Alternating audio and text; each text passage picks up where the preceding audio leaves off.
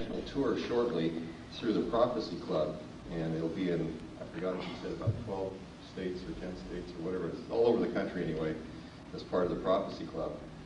And so this is kind of like a dress rehearsal for him. He's coming without any strings attached. Our foundation, our Watchman Foundation, is sponsoring this meeting, so there's no cost to you folks. But we will be taking a love offering for Fritz at the break. We're planning a break at 3:50. We'll have a 10-minute break, and then the last hour from 4 to 5. We hope to have some time for questions afterwards. And I'm sure after Fritz gets through, he's going to delve in a lot of areas that you won't hear people talking about in, quote, polite radio contexts and maybe even books. But Fritz digs it out and says it the way it is. So would you join me in welcoming Fritz Springmeier? Thanks. Okay. Okay. Thank you, Jerry. For those of you who haven't met Jerry before, he's a great guy, and I encourage you to get to know him better.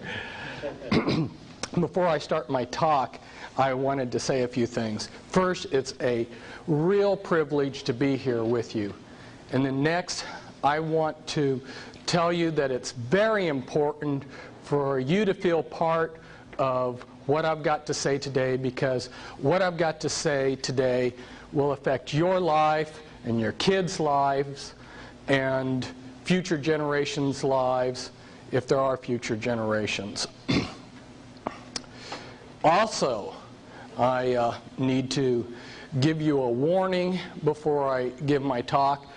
This is not going to be politically correct.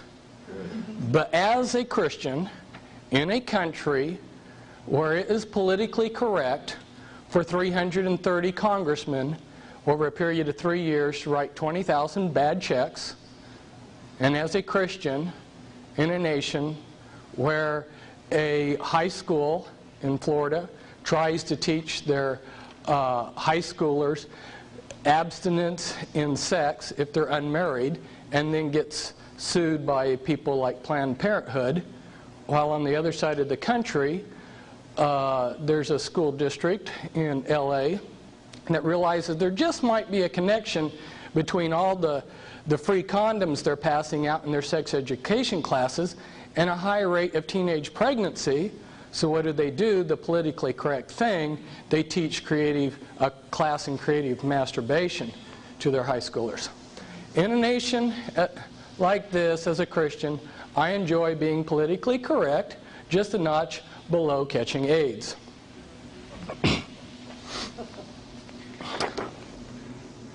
I need to give you one other warning, and that is, you need to find someone on break, probably, who you can talk with tomorrow. When I gave this talk one time before, the people, when I finished giving the talk, felt fine. And then as things sunk in, the next morning, they were devastated.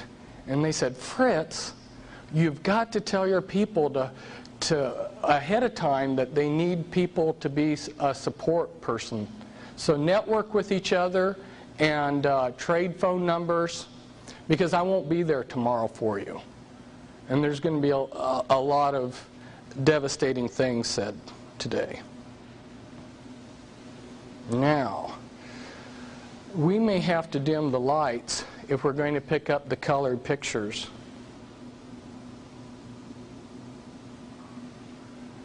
And I'm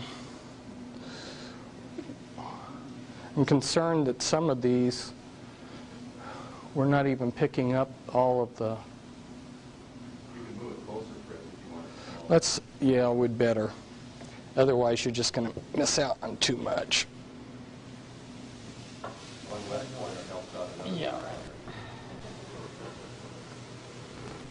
Okay. Now let's see. Are we close enough to pick it all up? Probably. See where they focus.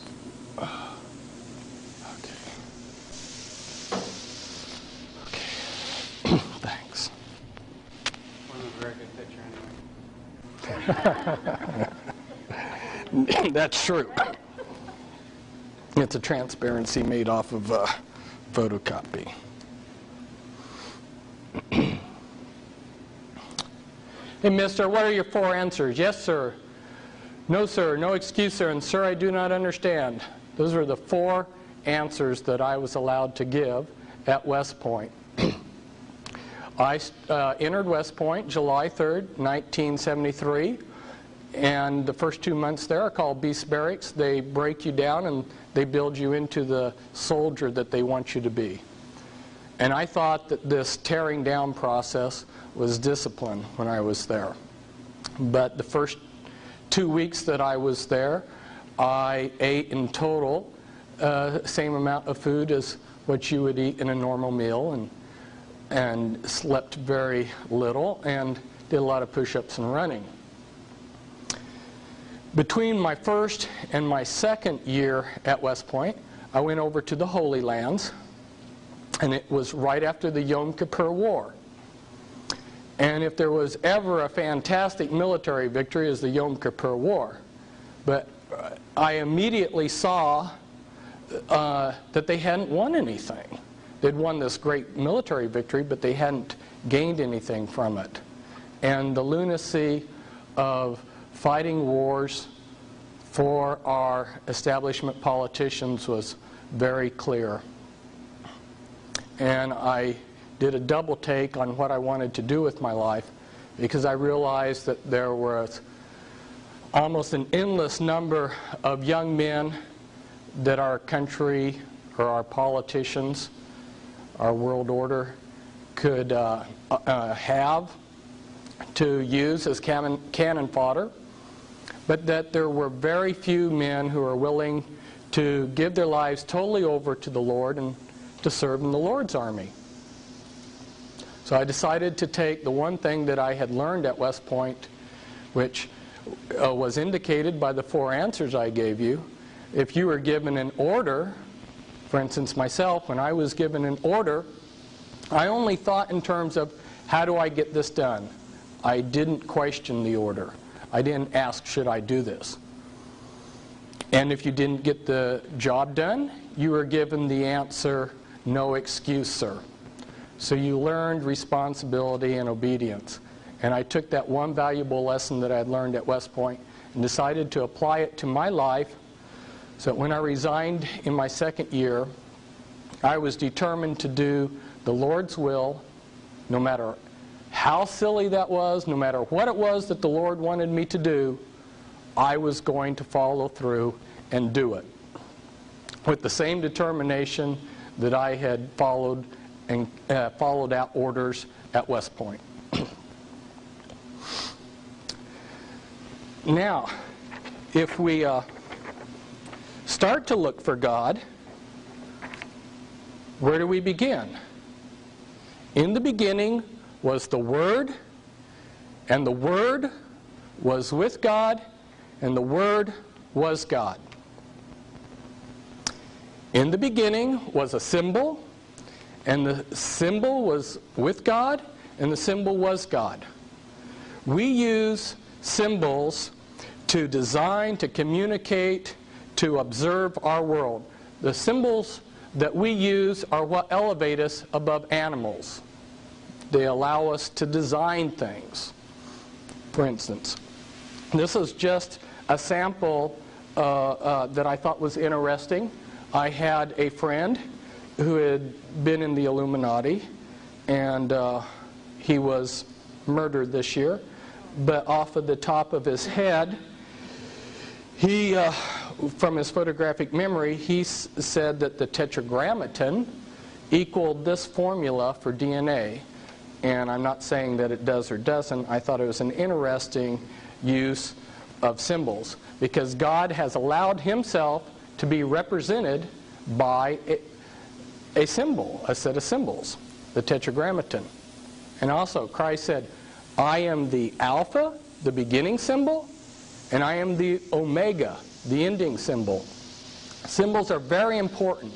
In fact, from what I have discovered in Satan's bag of tricks, if he just uses the one tool alone of manipulation of symbols, he has enough power to control our lives. So we're going to deal with symbols. So now we're looking for God, which is a term, the symbols represented by God.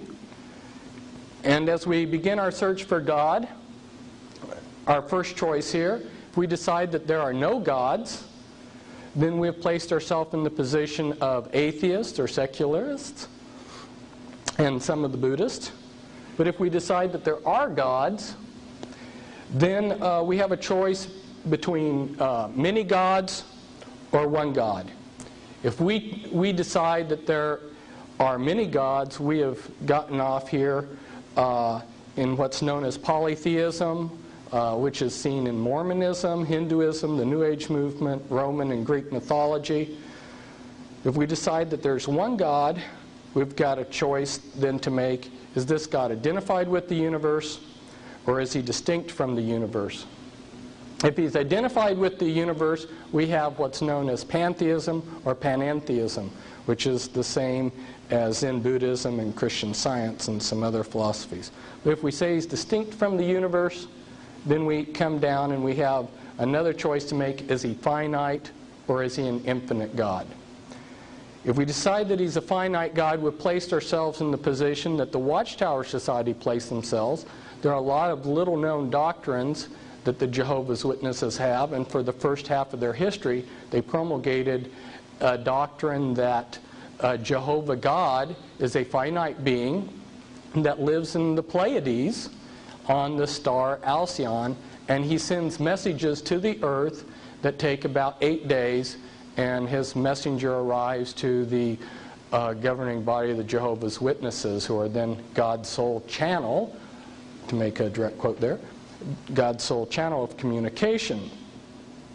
But if we decide that he's infinite, we have a choice. He never does miracles, or he sometimes does miracles. If we decide that he never does miracles, we've put ourselves into the position of the rational thinkers called deists. Men like Thomas Jefferson and some of the others in the 18th century were rational thinkers like this. A lot of them, though, actually were closet occultists. And if we finally come down here that this infinite God sometimes does miracles, we've placed ourselves into the faith that Abraham had, and is also seen by Islam and some types of Judaism, and your mainstream Christianity. So where do we go for truth? How do we know what is the true way? Well, as we begin our search, you remember back in the beginning there were 2 trees in the garden. There was the tree of the knowledge of good and evil, and then there was the tree of life. The tree of the knowledge of good and evil, if you look into the scriptures and study them out, you'll find that that's worldly knowledge. It's knowledge of what's right and wrong, including philosophy.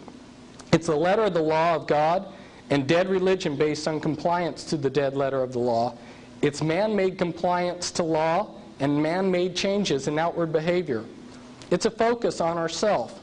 And when we focus on ourself, then we end up either becoming lascivious, where we just indulge ourselves, or we end up with a problem that's prevalent in a lot of Christianity, where we have self-righteousness. It also includes a false trust that worldly philosophy and other fruit of the tree of the knowledge of good and evil will expose Satan. This is one of the major problems today. The fruit of the tree of the knowledge of good and evil will not expose Satan, because Satan comes as an angel of light. And we'll get into that even deeper as we progress through this talk. This is what the scriptures call the flesh. It leads to death, not to mention also producing in the mind lasciviousness, double-mindedness, and pride in what one knows. It's the goodness of man, his vain attempts, and his pride in his achievements. It's very popular.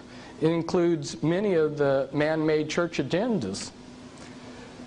But there was also another tree in the garden. That was the tree of life. And that includes a fear of God, peace, God-centered knowledge that is relevant to what God is doing and therefore wisdom. It's the spirit of the law, living faith in a relationship with Yahweh God. It's a spirit-made changes in the hearts. It's a focus on Christ, the Spirit, and the Heavenly Father. It exposes Satan and his influences by correctly using the living Word of God written by the Spirit along with the guidance of the Spirit. It's what the Scriptures call the Spirit. And it leads to life, not to mention a renewed sound mind and humility to learn from the Master Teacher and from others. It's the goodness of God and also His glory for His achievements and wisdom. It's not very popular for a natural man doesn't understand the things of the Spirit. But we have a problem back there in the garden. What entered into the garden? Evil. And this is a problem that confronts all of us. Here we have a God that's omniscient, a God that's omnipotent, that is almighty and all-knowing, and yet something that this all-knowing, all-powerful God, that's wholly good, something that this wholly good God created contains evil. That's presented a lot of people a logic problem. And the philosophers in the 1940s were stumped by this problem. A lot of them started building their own philosophical systems. There happened to have been one particular gentleman, and he spent many decades building up a philosophical system and exposing all the illogic of religion. And then by the time the 1960s came, he realized that his system that he had created had the same problems with logic. And he looked around, and other philosophers were also discovering all of their systems had the same problems with logic that Christianity and other religions had. Well, a lot of times people go to their clergyman or to someone else that they look up to, and they ask for answers to this problem of evil. Why is there evil in the world? And they're given simplistic, insufficient answers. They're told, oh, just have faith. Or the clergyman says, oh, there's no contradiction. Or a very skillful apologist starts describing all the terms, omnipotent, omniscient, good, and he turns them into such vague terms that they become meaningless. Or maybe they just declare, we only see through a glass darkly. Okay, these insufficient answers leave many reasonable persons deeply disturbed by the absurdity of conventional belief in God. Some have decided that human life is self-defeating, tragic, and absurd. But a better answer, and I will give those in a minute, but what's interesting is the philosopher that I was describing, who is from Boston, who taught there at the university, here he had spent all these decades writing a book to tear apart Christianity, and he realized that his own philosophical system had the same problems, so he spent the next decade writing another book showing how Christianity and other religions, it wasn't that he had become a Christian, describing how actually they do have a lot of answers. So what are some of these better answers? To show people that every mathematical, scientific, and philosophical system has vagueness and contradictions within their principles. Philosophers cannot define and defend their own criteria of meaning without employing self-defeating arguments. All philosophy and mathematical systems have paradoxes when one pushes to get total clarity of terms. One has to either accept A, some vagueness of terms, or B, accept paradox with extremely clear terms. Common sense of human existence means we must accept the contradictions that accompany the complexity of the sense and nonsense of our spiritual environment. Somebody tells you that they love you, and then here they are squeezing the toothpaste from the middle. Now, if you had a computer program set up to define whether somebody loved you or not, you would never get the answer, because human relationships and human life can't be broken down into logic. There's a lot of nonsense in our life. The problem of evil is actually a sign that reveals that there are deep issues of life that must be plumbed, like a crack in the earth's crust that plunges out of sight. God can view evil in a different view because He is above time and knows that with His unlimited power, all things will work for good to them that love God. God has unlimited power to bring something good out of evil. Proof of this ability is found in the life, death, and resurrection of Christ. In other words, evil is not out of control. God has said, I'm fixing a point here in time that evil can start. And why did He allow evil to start? So that each one of us would have the choice to make whether we wanted to love Him or not. We're not robots. If we were programmed to love Him, it wouldn't be real love. But we have the choice to reject Him and do whatever we want with our life.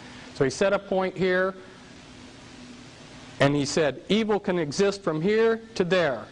And then He's given us the life, death, and resurrection of Christ to show that any evil within that time period can be transformed to good, which He will do. And Lord willing, we will all see. In order to bring true love into human existence, God had to allow choice, which includes the choice of rejection and disobedience by His creation. After a period of allowing mankind to choose to love Him, God promises to destroy evil. Now you're asking, well, Fritz, we all know this. We all have to face this issue either on a conscious or a subconscious level. We all wrestle with the problem of why is there evil when God is so powerful and so good? Well, the reason why I'm telling you this is because it's very easy for somebody to come up here and expose evil and not give you hope.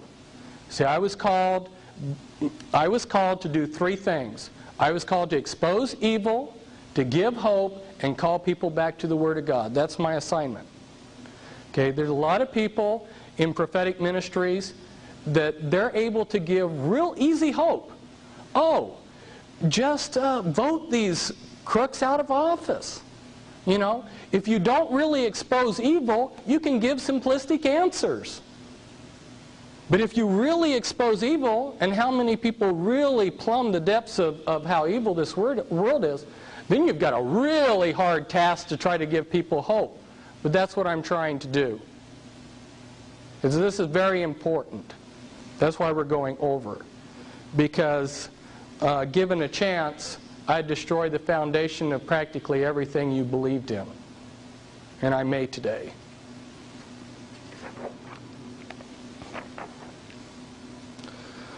Satan uses trauma as a vehicle to program into us a lie.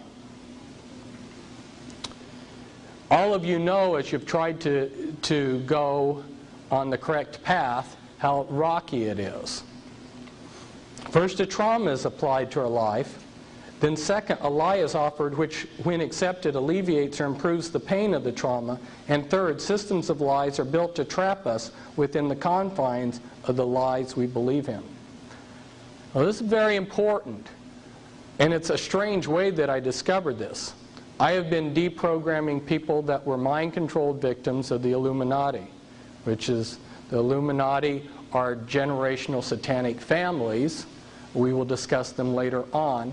What is generational Satanism?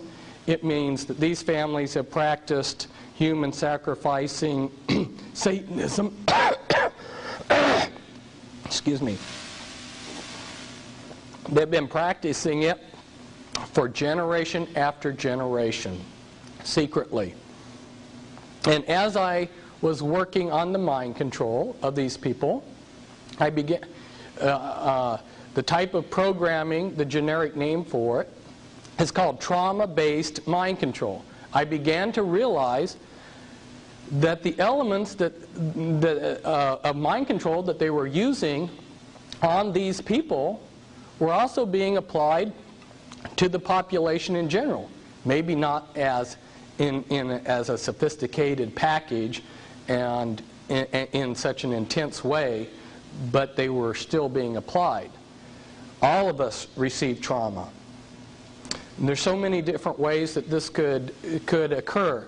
Like here I give an example. A Christian's life is cut short by Satan.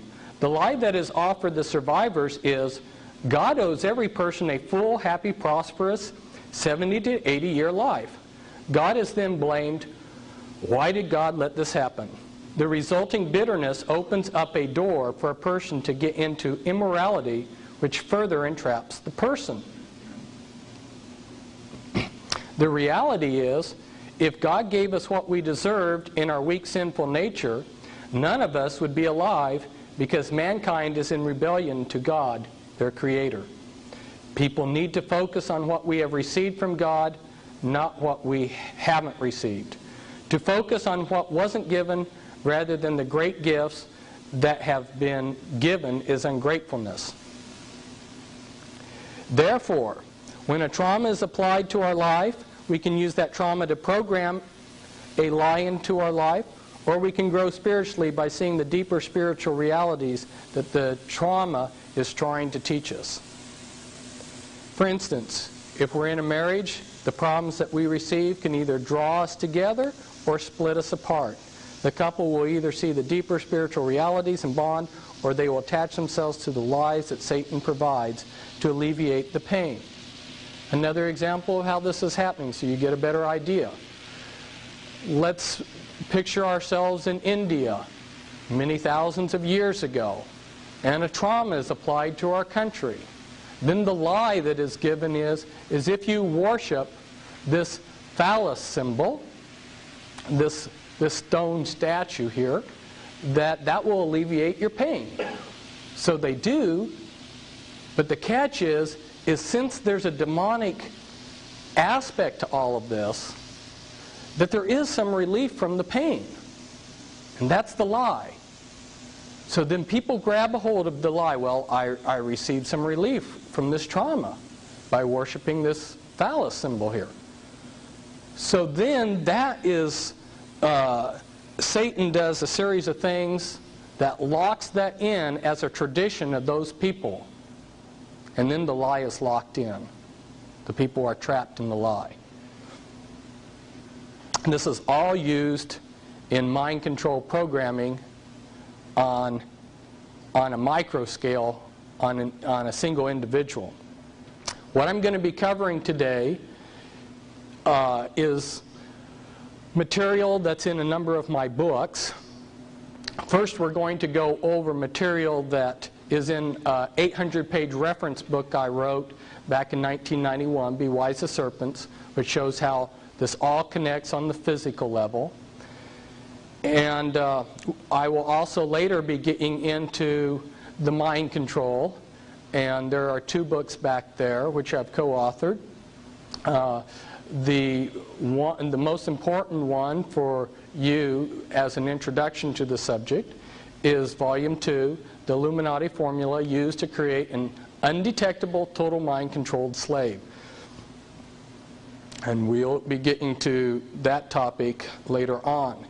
And before we do, we will also cover material covered in another book of mine entitled The Top 13 Illuminati Bloodlines.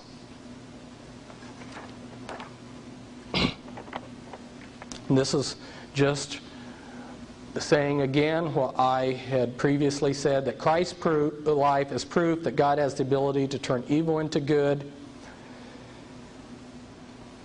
Suffering is used to take our eyes off of trivial things to see deeper eternal realities. And the Scriptures tell us that it will develop faith, virtue, knowledge, self-control, endurance, godliness, brotherly kindness, love. In other words, the suffering from evil we want to escape is the soil that God plants us in order that we would grow into the godly people He wants us to be. But the God of all grace, who hath called us unto His eternal glory by Christ Jesus, after ye have suffered a while, make you perfect, establish, strengthen, and settle you. And then that will also confirm through our suffering that we are a special royal people. And this is Paul at the Areopagus in Athens, where he confronted the philosophers of his day, and he noticed that they had a statue to an unknown god. And you can read about how Paul approached the philosophers of the ancient world. And here he is again. There you can see the Acropolis in the background. And he says, I've come to tell you about the unknown God.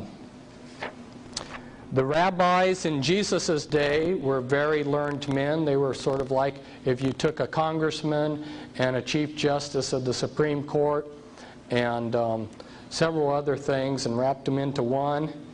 And a very learned scholar of the day, a rabbi, Nicodemus, came to Christ, and he said, born again? How can I be born again when I'm old?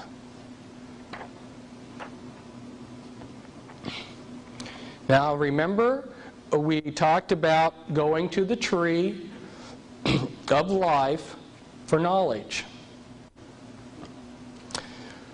The Spirit of God revealed to me that there's certain principles that allow paradise to function.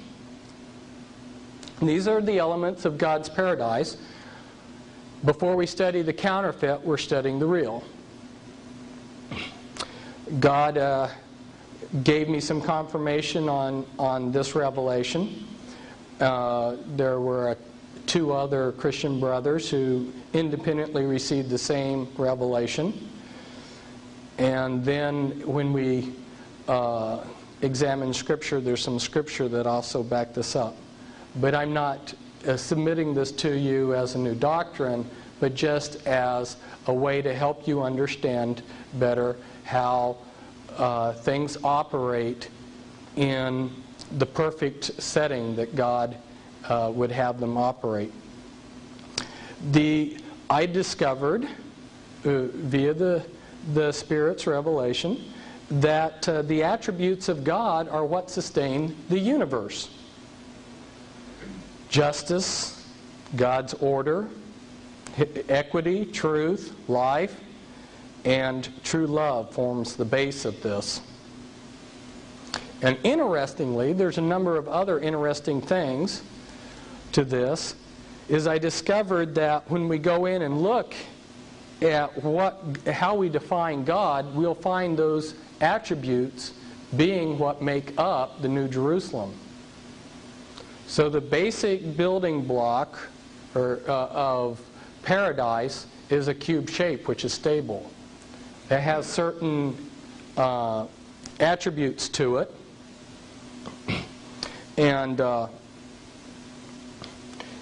you'll see some of the other things here that I've added that I won't go into. Another interesting aspect is that God protects this. If you go to Ephesians 6 and you look at the armor of God, the helmet of salvation protects eternal life. The breastplate of righteousness protects God's justice and equity. The belt of truth, which is pulling things together, a girdle there, is protecting God's order of things, which also includes His authority and authority covering. And then your shield of faith is protecting true love. True love believes all things. And then your sword of the Spirit is protecting truth. So the armor that God gives is protecting these elements that sustain paradise. Now this is important to understand this concept, because now I'm going to show you how it's been corrupted. This was also given by revelation, and it was also confirmed by some other brothers, but then it also got confirmation from a real interesting source. Besides my brothers in Christ, a man named Norman Dodd, who was placed in charge of the Reese Committee in 1953. He was the chief investigator. The Reese Committee was assigned by Congress, and they were hoping that they wouldn't do a very thorough job, to investigate the un-American activities of the foundations.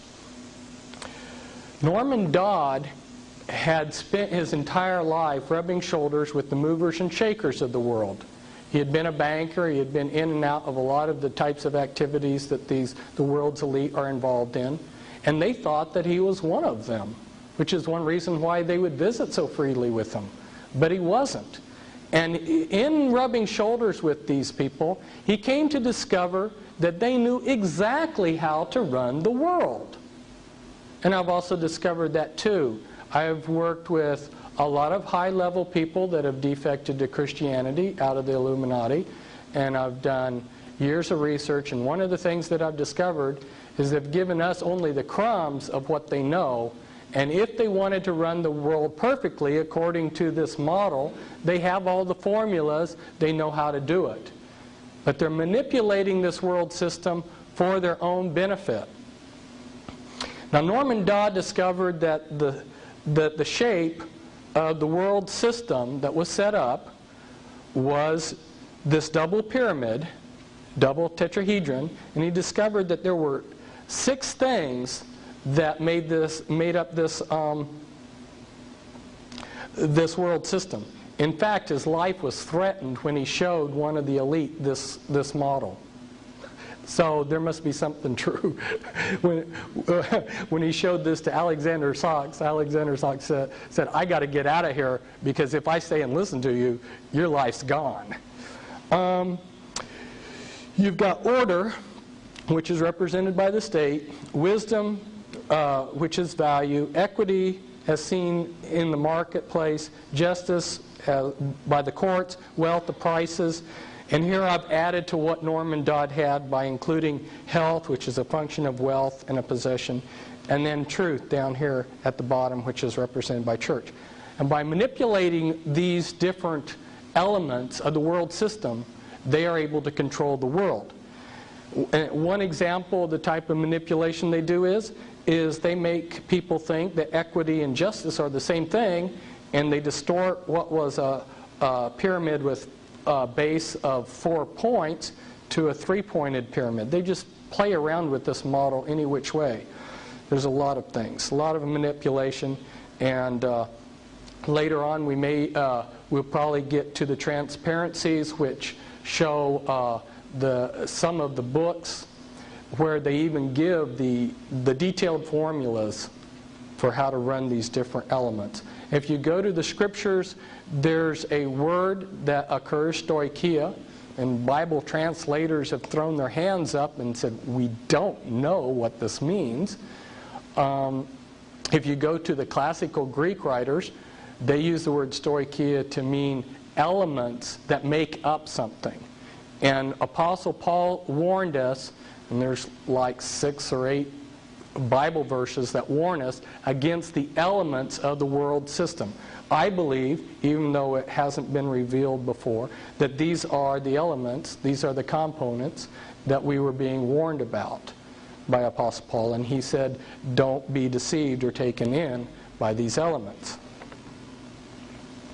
Now, one of the things that I can do, had I the time, to go in and show you how each one of those elements is controlled. We will touch briefly on those different elements, and I will give you, as quick as I can, in a short period as I have, a thumbnail sketch so you can understand how each of those elements is controlled. This was something that I came out with in my Be Wise as Serpents book. I'll not go into this particular chart this time, but I'm just showing you this real quickly to show you that there is a whole scheme of things on how to control the church. But this is what I really want to go into. This is maybe one of the most important things that I'll be able to share with you, and you have it in your handout. If we go back to the Garden of Eden, when evil or Satan came into the garden, he said that the fruit of this tree, of the knowledge of good and evil, would give them salvation. That's salvation through knowledge. That's Gnosticism. Okay? Now, they began to realize that knowledge is power. But of course, you don't want to give all your power away instantaneously. If you want control over someone, you give it out in increments. So how Satan sets things up is the first element is to say, I have secret hidden knowledge. And you have instantly given yourself an instant power base. Now everybody's got to come to you because you have this hidden knowledge, right? And I'll cover 3 words here. If you go in and look at witchcraft or any of these others, they'll use the words esoteric, arcane, and occult. Those 3 words, esoteric, arcane, and occult, mean exactly the same thing. They mean hidden. This is the hidden knowledge that Satan's whole world system of religion gives out to people. But they can't give away their power base. They've got to give it out in increments. So if you join the Masons, they give this out as you go through degrees. And as you progress through the degrees, you're given, they dish you out more and more incrementally. Or if you're a Jehovah's Witness, you have to stay in touch with God's sole channel of communication, the Watchtower Society, and their magazines. And they dole out in increments this revelation knowledge to you over a period of time. Or if you're in the charismatic movement, you're made dependent upon some great prophet that you can't leave him because he is God's source of knowledge revelation knowledge to you, and they make you dependent upon that preacher alone. So the first component was hidden knowledge. The second component of how Satan sets up a Gnostic religion is to hand out this knowledge in increments. And the third component is to set it up in a pyramid shape like this. You cannot get the commitment from the broad masses that you could from a few select initiates. So they will have a group of initiates who are a higher class, and they'll have almost basically one religion for them, and then they'll have another religion for the broad masses. What you're looking at is the clergy class, for instance, of the Catholic Church and the laity. Okay, if you go to the Jehovah's Witnesses, you would see that they have a governing body as their cover ruling body up here. They have an initiate class, which is called the anointed, who are promised heaven. And then you have the great crowd, who are promised paradise on earth. And the same pattern is repeated many, many times over. And I'll show you some of the groups that do this.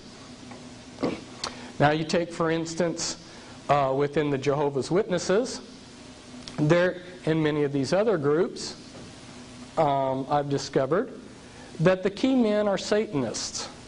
And they have a cover ruling body that hides them. And if we turn this pyramid, this Gnostic religion that we have just built here, and there's even a book, How to Create Your Own Religion. If you turn that on its side and make it into a piece of pie, now look at what we've got here. This is the perfect control mechanism. In the center of all these different religious bodies are Satanists that know each other, that are collaborating and working together. And this I've discovered is a fact. I'm giving you inside information there.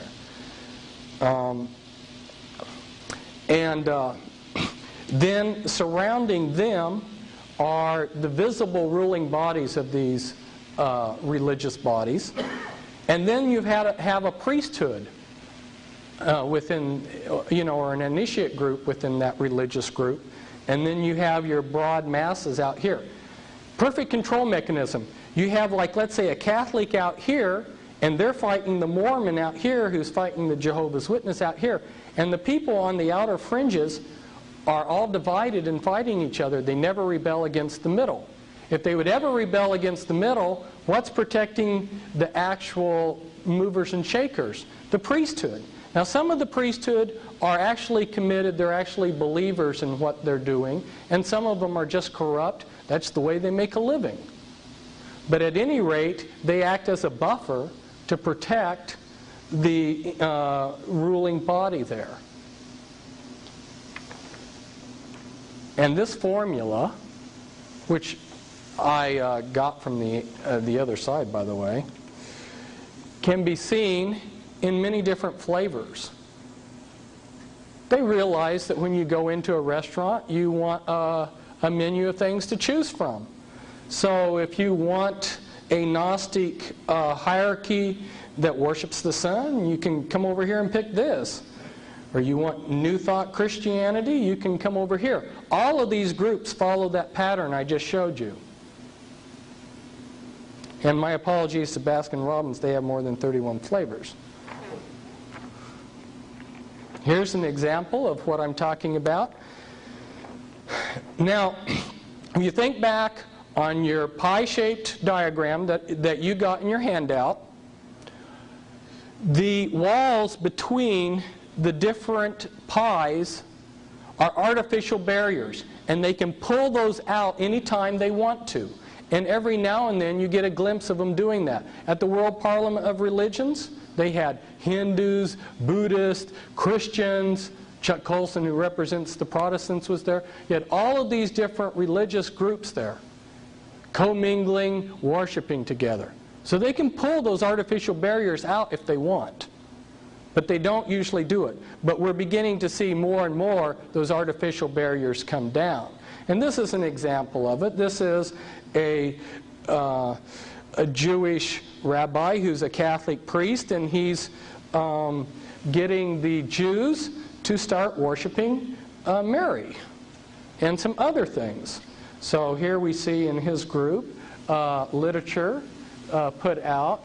There you see, like for instance, Father Herman Cohen, who's both Jewish and Catholic. Now, what's happened over the centuries, and this no longer is taking place because a lot of the artificial barriers have been taken out so that they can bring in their one world religion. But prior to about 1950, the way that they had set this up is that the Illuminati worked through front organizations. Those front organizations then covered themselves behind monotheistic religions. So behind Protestantism, you had Freemasonry pulling strings. Behind Roman Catholicism, you had Jesuits. And behind your Jewish community, you had your Sabbatians, your Frankists, communists. Behind Islam, you had Sufis. How many people knew that Colonel Gaddafi was a Sufi? Does that make a little bit more sense why you see a Freemason in the CIA maybe collaborating with Colonel Gaddafi?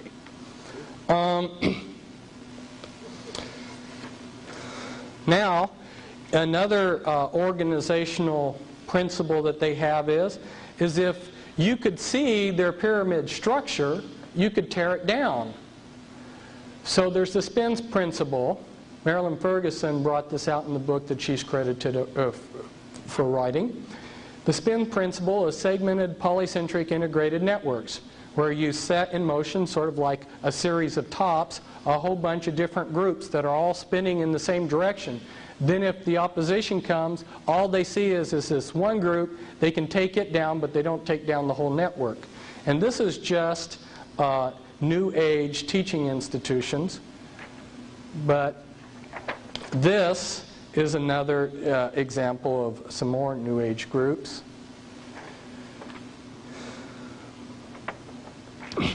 Now, I prepared a document packet in 1990, and it was to show people from their own documents that there was a conspiracy to bring in a New World Order, and nobody took me up on getting any of these packets. So then I put it into my 800-page reference book, Be Wise as Serpents, and hopefully now in 6 years things are changed enough that people will be able to appreciate the documents I'm going to show you. These are very important because a lot of the people in the audience have never seen documents from the horse's mouth, so to speak, as to what they are really doing. Now here we see a book. This is just simply the cover to show you that there are disenchanted men that are warning that we're ruled by an invisible government. And another disenchanted man who worked with the CIA warns that the CIA and its allies are in control of the world.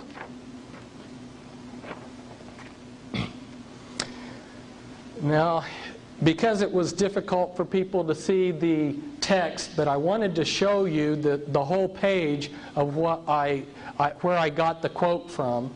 I have pulled the quote up and enlarged it over here to the side. Now, this was written by Manly P. Hall.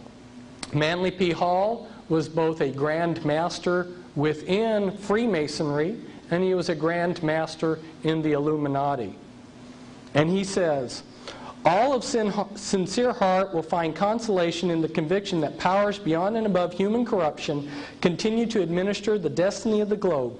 It would be a mistake to confuse the governing bodies with the various sects which pretend to authority but give no indication or proof that they can manage efficiently even their own affairs. What was I telling you? That inner core of black in all of those pieces of pie that's secretly ruling? Now, Manly P. Hall knows who he's referring to here because he's part of that secret body. But of course, he speaks positively of it.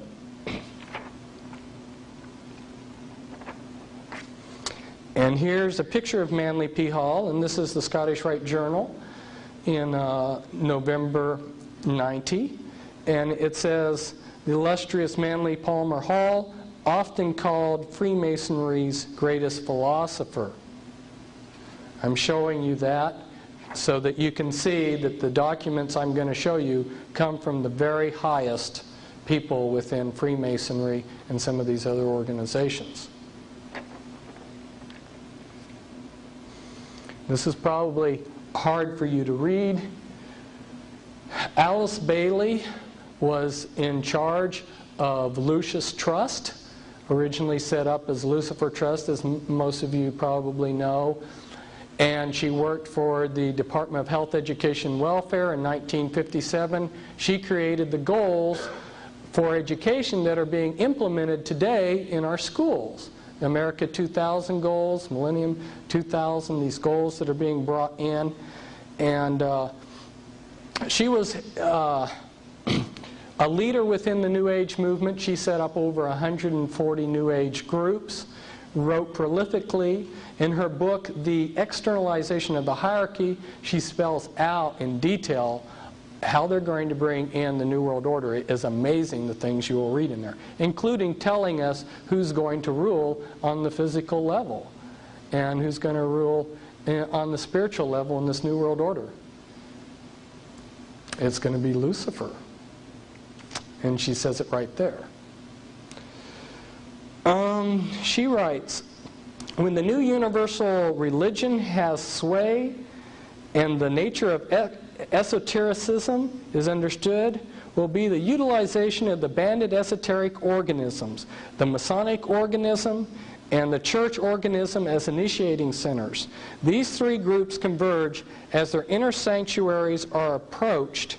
There is no disassociation between the one universal church, the sacred inner lodge of all true Masons, and the innermost circles of the esoteric societies. In other words, she's saying that Freemasonry is going to be the religion in the New World Order, or the New Age, as she refers to it variously in different parts of her book. Interestingly enough, other New Age leaders say the same thing. Benjamin Creme, who you have heard about, he says that Freemasonry is going to be the religion, the one world religion in the New World Order. Lola Davis, another New Age leader, says the same thing. And here Alice Bailey, again on another page in Externalization of the Hierarchy, says, there is no question, therefore, that the work to be done in familiarizing the general public with the nature of the mysteries is of paramount importance at this time. These mysteries will be restored to outer expression through the medium of the church and the Masonic fraternity. If those groups leave off being organisms with material purpose and become organisms with living objectives, When the Great One comes with his disciples and initiates, we shall have, after a period of intensive work on the physical plane, beginning around the year 1940, the restoration of the mysteries in their exoteric presentation as a consequence of this first initiation. In other words, they're going to restore the mystery religions of Babylon. And if you look at what's been happening in the churches and in the schools, you will find that that's true. The concept of externalization of the hierarchy is that we're going to take what was done in secret in the lodges, in the secret fraternal organizations, and we're going to externalize it out into society. This was something that, this was a program in a Portland public school where my wife teaches. And instead of Christmas programs for the last 15 years, they've had winter solstice celebrations, which is an occult celebration. And this celebration a few years ago was celebrating Lucifer, the light bearer. And this was the program for it. And during the play that the children put on for the parents that came, the children wore barcodes on their forehead. Some of the children had acceptable barcodes, and some had unacceptable barcodes. And then they did occult rituals. This is what's replaced Christmas in the public school. And I was using this on some of my talks, and I thought, well, I'll just send this to Tex Mars, who's another researcher. And he put this on the front page of his next newsletter. Externalization of the hierarchy. It's all around me, wherever I go.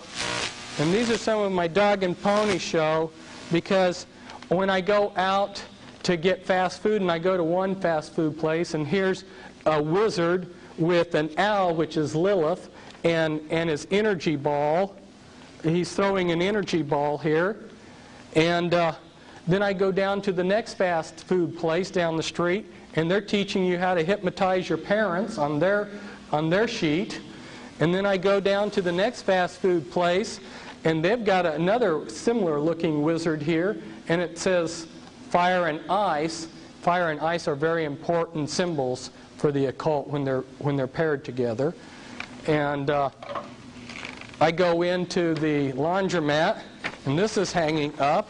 This is a lady, Elizabeth Clare Prophet, who channels demons, and she's having a meeting in the Portland Masonic Temple to find your twin flame and how to use spiritual energy. And then I go to the public library, and they're passing these out free. It's Metaphysics for Our Age. If you don't know what metaphysics is, that's witchcraft. And right there in Multnomah County, which is Portland, on the front of their books, on some of them, if you look at the library logo, it's a snake swallowing its tail. Well, if you'll look in Manly P. Hall's book on page 100, The Secret Teachings of All Ages, you'll find that that's an Illuminati symbol. In fact, they even use the word Illumo there on their seal of Multnomah County Library. On page 100, which is C in his book, he says that a silver ring of a snake swallowing its tail is a symbol of rank within the Illuminati. When I met the Grand Master for the Illuminati for a 3-state area, guess what he was wearing on his hand? It was a silver ring of a snake swallowing its tail. I tell you that for several reasons. One is that ring was a symbol of rank within the mystery religions. The Illuminati is simply the continuation of the mystery religions that we are now talking about, and you're seeing documentation about by people by Alice Bailey. When she's talking about restoring the mysteries, she's talking about restoring the mystery religions. And here she says, by means of the educational work of the world, the great Lord seeks to reach those of the intelligent public who cannot be reached by means of ceremonial and symbolism as in Masonry, or by religious means and ritual as in the church. It touches the masses and those in whom an intelligent aspect predominates to the lessening of the other two aspects. In other words, we're going to try to teach them the truth, the mystery religion truth, in the fraternal organizations. But not everybody goes to a fraternity like the Masonic Lodge. So then we'll try to get them in the churches. But not everybody goes to the churches. So our safety net is education. And I just threw this in because this was something put out by a group called Triangles, which Lucis Trust formed. Lucis Trust happens, by the way, to be one of the publishing arms of the United Nations. And it's located there on United Nations Plaza. And they've got offices in Switzerland and England, London, England, and New York, which are elite headquarters, as you know. And, of course, their triangle groups are in, as you see, 110 countries from this letter. And this next document, this is the cover of the official magazine of the Supreme Council, the 33rd degree of the Freemasons, and it's been called the New Age magazine for over 100 years.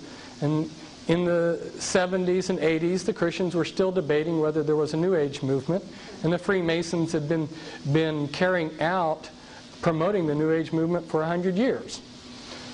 And inside this particular cover, I pulled out a page, and guess what it says here? As stated before, God's plan in America is a non-sectarian plan. Our Constitution is non-sectarian. Our great American public schools, God's chosen schools, are non-sectarian. The great spirit behind this great nation is non-sectarian. Our great American public schools have never taken away from any child the freedom of will, freedom of spirit, or freedom of mind. That is the divine reason that great God, our King, has chosen the great American public schools to pave the way for the new race, the new religion, and the new civilization that is taking place in America. Any mother, father, or guardian who is responsible for the taking away of freedom of mind, freedom of will, or freedom of spirit is the lowest criminal on this earth, because they take away from that child the God-given right to become a part of God's great plan in America for the dawn of the new age of the world. Shame on you, Christian parents, for sending your children to a Christian school. You're the lowest criminal. That was back in the 50s. And back in 1920s, the Ku Klux Klan and the Masonic lodges in Oregon carried out the first of a whole series of acts designed to destroy the Christian schools. If you wonder why this Christian schools, which used to be the foundation of schooling in this country, disappeared, look to the Freemasons and groups that they created, like the Ku Klux Klan. This is again from Manly P. Hall's book, another of his books, America's Assignment with Destiny. He's got several where he spells out very plainly in esoteric language what's going to happen. He says, the genuine esoteric associations always required that disciples prepare themselves for careers of practical service. The student was expected to attain to a state of unusual skill or proficiency in some branch of learning. He was then to practice this profession or craft as a means of extending his sphere of constructive influence. He was to teach through example, enriching his chosen vocation with the overtones of enlightened religious philosophy, thus gradually creating a significant zone of influence. He was available for whatever tasks the keepers of the great plan required. Okay, people who join Freemasonry, what are they being used for? To implement the plan to bring in a new race, a new world religion. And if you read in his books, you'll find out what this great plan is. It's the New World Order. So if you're in an esoteric organization like Freemasonry, that's what you're to be used for. And this is Alice Bailey. And Alice Bailey, by the way, was in co-masonry, or women's branches of Freemasonry. And she says, the three main channels through which the preparation for the New Age is going on might be regarded as the church, the Masonic fraternity, and the educational field. She says the Masonic movement will meet the need of those who can and should wield power. It is the custodian of the law, is the home of the mysteries, and the seat of initiation. It holds in its symbolism the ritual of deity, and the way of salvation is pictorial preserved in its work. The methods of deity are demonstrated in its temples, and under the all-seeing eye the work can go forward. It is a far more occult organization than can be realized, and is intended to be the training school for the coming advanced occultists.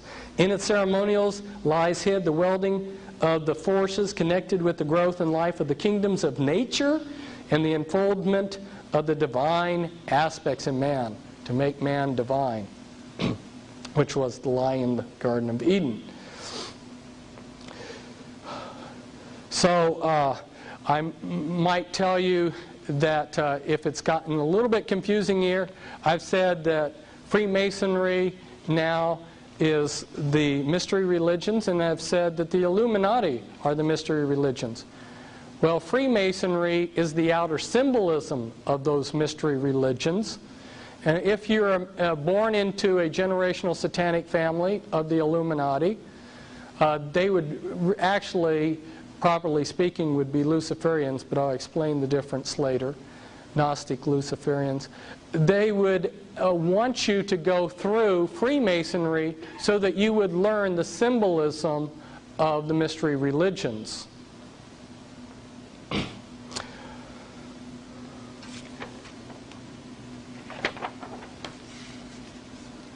And this is Albert Pike. Albert Pike was he's been called the Pope of Freemasonry. He was the head of all of Freemasonry in his day. And he wrote Morals and Dogma, which when you get to be a 32nd degree Freemason, you are given a Morals and Dogma book, which belongs to the lodge, and then asked to study it. And he says in here, in Morals and Dogma, he says, though Masonry is identical with the ancient mysteries.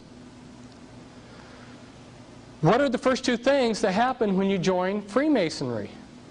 Two things. One is, the first thing is you fill out a form that says requesting to be initiated into the mysteries. If you read any of the top Masonic authors, like Manly P. Hall and some of these others that I'm going to be quoting from, they will tell you that the mysteries of Freemasonry are the mysteries of the mystery religions of Babylon. That's what you're being initiated into. So that's the first thing that you do, is request to be initiated into those mysteries. The second thing is you go through a ritual where they give you an oath that you'll ever conceal the activities and what they teach you in the lodge, to ever conceal. Well, that means you're taking on oath of a gruesome death to deceive and lie about what goes on in the lodge. And people ask me, well, and I've been asked this probably, no exaggeration, 100 times, when do people know that there's something wrong with Freemasonry? Well, the first two things you do ought to raise red flags. But I will agree with people that you can stumble through 32 degrees of this stuff, and like a lot of people, they don't have their eyes open, and you could stumble through, and maybe after 32 degrees of this, you still don't know what you're involved in. That's possible.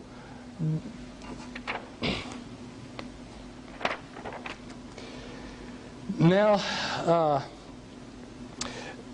you'll see that what I'm quoting here, I have these a little bit out of order, but you'll see in another transparency that this comes from the highest, what he says is on the authority of the highest level of Freemasonry.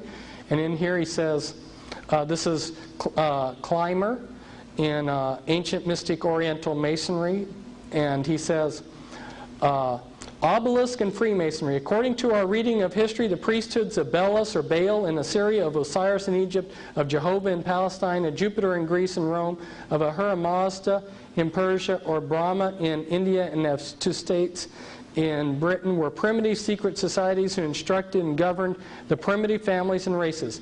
It little matters whether we call the members of those priesthoods Bilites, Pastophori, Levites, Curatists, Magi, Brahmins, Druids. They were connected by secret ties and intercommunicated from the Indus to the Tiber, from the Nile to the Thames. Hence, there ever has been, is, and ever will be Freemasonry on our planet. There were many mystery religions in the ancient world. Each of those mystery religions, if you go back to your pie-shaped diagram, had a secret ruling body. Those secret ruling bodies collaborated. There was a governing body that governed all of the mystery religions. That's what he's talking about here. Okay, and I have some of the codes or the keys to unravel that worldwide unity that existed long ago. This is H. Spencer Lewis in his book Rosicrucian Questions and Answers. He says, I have to move this around so I can see it because this bright light's in my eyes, but he goes, everyone with common sense will appreciate the fact that a book claiming to be a complete presentation of the secret teachings and secret ritual of the Freemasons would be unworthy of purchase at any price, for one would know instinctively that the contents of the book could not possibly fulfill the claim made by the title. The same may be said of books dealing with the subject of Rosicrucian philosophy. The things that I'm telling you about, if you ask a Freemason, they're not going to confirm them. They're not going to validate them. And this, on the previous book that you saw by Clymer, I have this in here because he says, I quote from the highest Masonic authorities in the world, and that which concerns mystic Masonry comes direct from who knows and who has no superior in this work. So I'm giving you information from the top, in case you doubt these authorities. This is simply showing us, again, in the same book, that Masonry was founded on the ancient wisdom religions, and when founded was not known as Masonry. It was known as mystery religion. And this quote by the same man in the same book, Ancient Mystic Oriental Masonry, the religion then of Masonry is pure theism, on which it, that's good enough. And by the way, Clymer's quote there, as another one of the previous quotes, was from Mackey's, one of Mackey's works. And so you have two high-level Masonic authorities, both validating the same thing in this quote.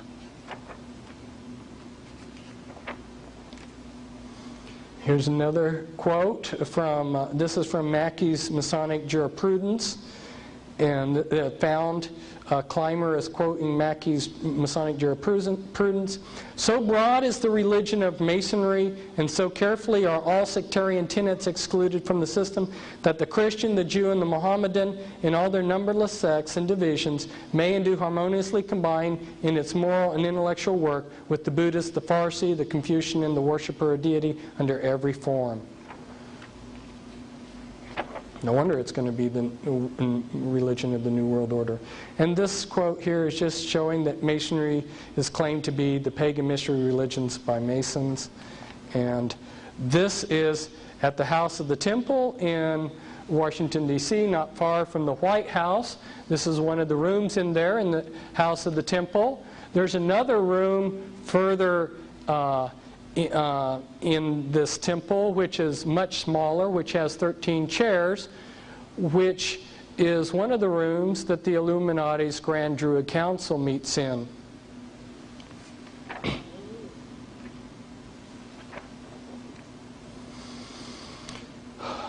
This is from the New Age magazine, the official organ of the Supreme Council of the 33rd degree of the Scottish Rite. And it says, has Freemasonry then a spiritual conception only? Is its objective the solidifying into a beautiful utopia the wonderful infinity of the first cause and the kaleidoscope finiteness of its mortal human creatures? Is its mission solely directed to the establishment of the long-heralded and hoped-for kingdom of the brotherhood of man? You know, when I wrote a book back in 1990 showing the connections between the Watchtower Society and the occult world, it's a book is back there for you to look at, The Watchtower and the Masons. The man who was in charge of me, I was a Christian missionary at the time, he said, I don't think too much of your book because it speaks despairingly of the Freemasons, and all the Freemasons are is a group of old men that like to play cards. And I thought to myself, and that's why they spend millions of dollars on these temples all over, is so they can play cards? Here's the Denver International Airport, and on this, here you've got the sun coming down on the thing, and it says New World Airport Commission.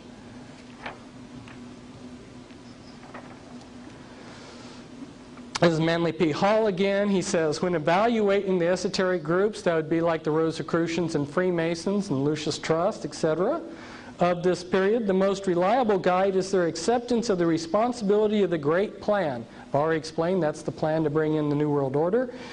Progress is not ordinarily for the advancement of the individual, but for the unfoldment of the universal project. The real esoteric schools still labor towards the goal of the world commonwealth, that's the United Nations, so to speak. The plan remains utopian, and the disciple advancing through the grades of a legitimate initiate system is being prepared not for personal emancipation, but as an instrument for the liberation of his fellow man. Now, I want to point out something to you about that word utopia. It's Greek for meaning nowhere land. That's what Satan holds out for his people, is a utopia, in contrast with God's paradise. Okay, now there's a big distinction between that cube-shaped model that I showed you and the double pyramid. What's the distinction? And this is a distinction that you need to catch. When they started this country, most of the men that founded this country were Freemasons. 33 of the 35 signers of the Declaration of Independence were Freemasons. If you look at the Declaration of Independence, Thomas Jefferson, who was a member of the Illuminati, he wrote, nature's God. You know, he talks about nature's God. What kind of God did Thomas Jefferson believe in? He believed in the type of God that these people who worship nature, your Wiccans, believe in. And that's what he was referring to. And the Constitution was constructed to be the carrot to bring us into this New World Order. It was to be the most perfect form of government that Satan's world system could construct, so other people would want to revolt. And they created this on purpose, this Constitution, so that like a thread in a garment, you could pull this thread and unravel it. Okay, it was intentionally created that way. But there were some very fundamental differences between our Constitution and God's paradise. And let me explain that, because it's why we're in a lot of trouble. If you'll go back and look, remember we talked about in that earlier diagram about God being the lawgiver and order. Remember, that was one of the elements of paradise, God being the lawgiver. When they set this country up, who did they make as the lawgiver? The legislature. So, where the Bible says homosexuality is a sin and wrong, that's the law, right? Homosexuality is wrong. That's the law of God. But by usurping the role of God and giving the role of God to man so that they can be the lawgiver, now in our country they can come along and they can debate whether homosexuality is good or bad, and if they decide that it's good, they can promote it however they want. See, that's a fundamental difference between paradise and the Constitution. Not that the Constitution doesn't have a lot of great things about it, but you have to understand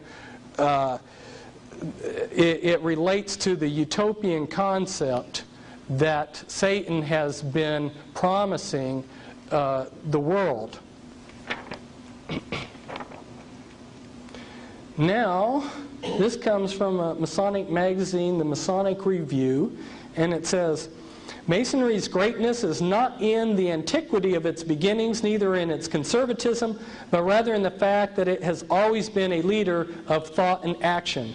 I repeat, a comprehensive understanding of the history of Masonry leads us inevitably to the conclusion that not through conservatism has it most served the world, but rather through its spirit of unrest, its utter abhorrence of unnecessary restraint, its abiding love for the liberty, its unconquerable desire to progress away from the old to the new and better conditions. Whenever the conflict has been waged between the old and the new, between a narrow conservatism and real progress, our Masonic brethren have been found on the right side. Witness the members of St. Andrew's Lodge of the Green Dragon who threw the tea into Boston Harbor. I wish I had $1 for every time an American talked about the Boston Tea Party being a tax revolt against high taxes. What really happened? You can change history by just altering a few facts and a few details. What happened is that English Parliament drastically cut taxes. They drastically cut import taxes so that they were bare-bottom taxes. Now, the Freemasons of the time were smuggling illegal goods into the colonies. They were smuggling a lot of opium in the bottom of ships, and they were also smuggling other goods like tea. When import taxes on legitimate tea were cut drastically, it meant that their illegal tea no longer was profitable, and they were going to lose out on their smuggling. So when these Masons got together for their lodge meeting at this Green Dragon Inn, and I want you to remember that name, Green Dragon, for later, they decided, and you can see it in the minutes of their lodge meeting, they closed the lodge meeting immediately and then discussed how they would form this Boston Tea Party. And they dressed up as Indians, and their Masonic lodge went down and did a criminal act, and there happened to be this captain who was just in the wrong place at the wrong time, and they took millions of dollars of his cargo and dumped it into the harbor. And since that time, history has been warped a little bit, and people see that as a great patriotic act. And here, in my Be Wise as Serpents book, is one of the diagrams that I put together showing Masonic lodges during the American Revolutionary War period.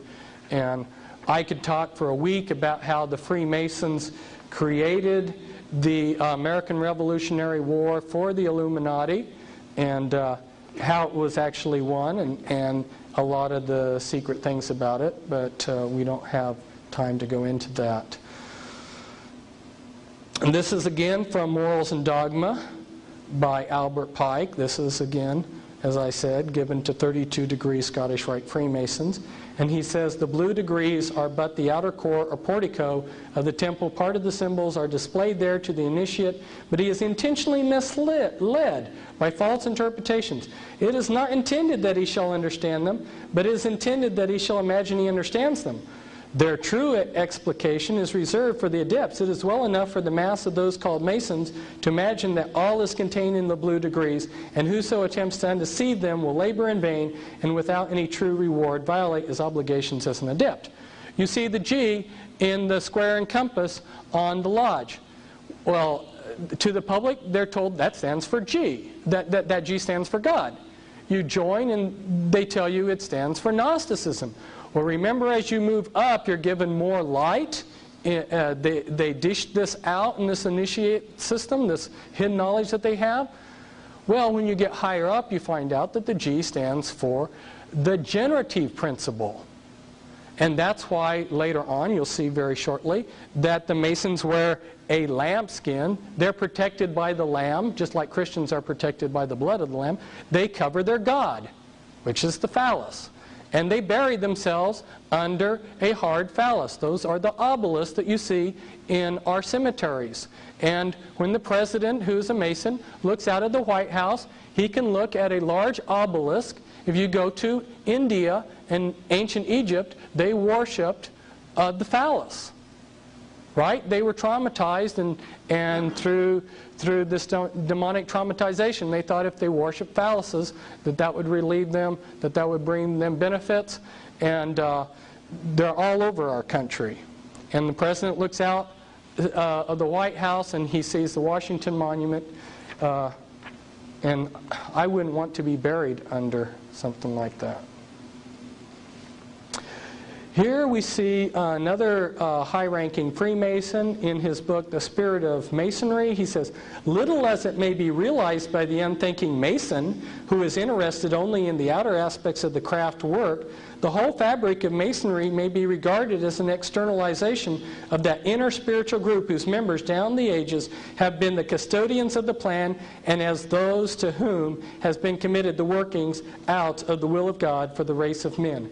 They assist at the unfolding of the consciousness of the candidate until the time comes when he can enter into the light and in his turn become a light bearer, one of the Illuminati who can assist the lodge on high in bringing humanity to light. So if you're good enough, and of course they don't tell you that you have to have the right bloodline too, but if you're one of the chosen ones and you go through Freemasonry and you're good enough, you can become an enlightened one, a God one who's part of the Illuminati. But as you've seen in this document, in the previous one, most Masons are deceived. They don't realize what the overall plan is. And why is that? Remember, going back to the pie-shaped diagram, the pyramid, remember that Freemasonry was just another Gnostic religion? Remember, you've got your broad masses? Well, most of the people that join Freemasonry only go to the first 3 degrees, about 75–80%. They go to what's called the Blue Lodge. That's your broad masses. They're taught one thing. But you can get some people to be more committed. That's your initiate group, right? So those are the people that go on to the Red Lodge. And then you've got your cover ruling body, which is your Supreme Council. And then within that Supreme Council, you've got some actual die-hard Satanists. You catch on to that pattern, you'll see that it repeated many times in Satan's world system. And here's the New Age magazine says, what's the use of building up an organization like Masonry has built up, and inspiring men as Masonry has inspired them, and then leaving the whole stand idle and useless at a time when our country needs just what Masonry can give it. Let's use this great machine. So some people have told me, yeah, Masonry may have those goals, but so what? Well, are they going to do it? Yes. Masonry also has a mission to perform. She invites all men of all religions to enlist under her banners and to war against evil, ignorance, and wrong. And that's by Albert Pike's Morals and Dogma. This is externalization of the hierarchy. Years ago, I said that the war which may follow this one would be waged in the field of the world religions. Such a war will not work out, however, in a similar period of extreme carnage and blood. It will be fought largely with mental weapons and in the world of thought. It will involve also the emotional realm from the standpoint of idealistic fanaticism. This inherent fanaticism, found ever in reactionary groups, like Christians, will fight against the appearance of the coming world religion and the spread of esotericism. The coming struggle will emerge within the churches themselves. And again, she tells us that the outline of this universal church shall appear by the end of the 20th century. And here's from the New Age magazine again, where they say Freemasonry is a world power. How much of a world power? In 93 in my newsletters, in one of them I published a list of several hundred high-ranking Vatican officials who are high-ranking Freemasons, and I gave their secret Masonic initiation dates and numbers. And that's just a little bit part of the list. In the previous document, Transparency, he was talking about a war between Freemasonry and the Catholic Church. Well, that's long over. If you'll look at what's been happening, there's been all types of cooperation between the Catholic Church and Freemasonry since the 60s. In fact, this is kind of interesting. Here's a Catholic Church, and it has the Illuminati triangle and all-seeing eye in it. These people are everywhere. The Freemasons, I have tried to expose how they've been operating in the world. They're constantly creating new organizations. There's approximately 800 fraternal organizations in the United States, and essentially all of those have been created by the Freemasons. Remember I talked about West Point? Well, I couldn't quite put my finger on what was wrong with West Point when I was there at the time, but I've later learned that it was a fraternity and all the elements of mind control were used there. So we're talking in this talk about fraternities, and later we're going to cover about mind control. And here are some of the groups that the Masons have created, and I know this is very difficult to read. I can't even read it myself, but you've got the Freemasons have been involved in the founding of the Boy Scouts, Kiwanis, Christian Science, the Watchtower Society, the Ku Klux Klan, Primitive Methodists, and etc. And it never ceases. Here real quickly for you are some of our presidents in their Masonic garb. George Washington, Andrew Johnson, William McKinley, William Howard Taft, Theodore Roosevelt, FDR, Truman, and Ronald Reagan. This bright orange tract, the reason why I set it out there, I didn't write it, but I've been asked for years to write a tract that would tell people what was going on. And as I went back and prayed about it and looked at historically how tracts have been written, one of the things that I noticed is that the things that appealed to the common people use symbolism. And you look at this symbolism on here, right there on the front, it says America under siege, American peril, explosive exposés of the treasonous betrayal of America and Americans by traitors in and out of the government. Boy, boom, you've been told a whole mouthful right there real quick. And so I thought this tract was really good, and I went down to downtown Portland and passed out several hundred. And the next day I had a SWAT team at my house wondering what kind of neo-Nazi I was. But you are welcome to take as many of these as you want to pass out, because that's why I got them. I was passing them out not because they sell a book, which is true, but because I thought that they would tell the common person very quickly that we're in a heap of trouble.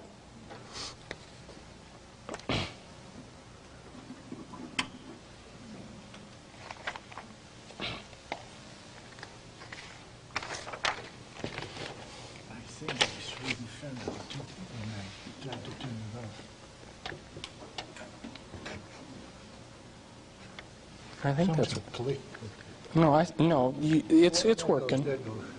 Oh, okay.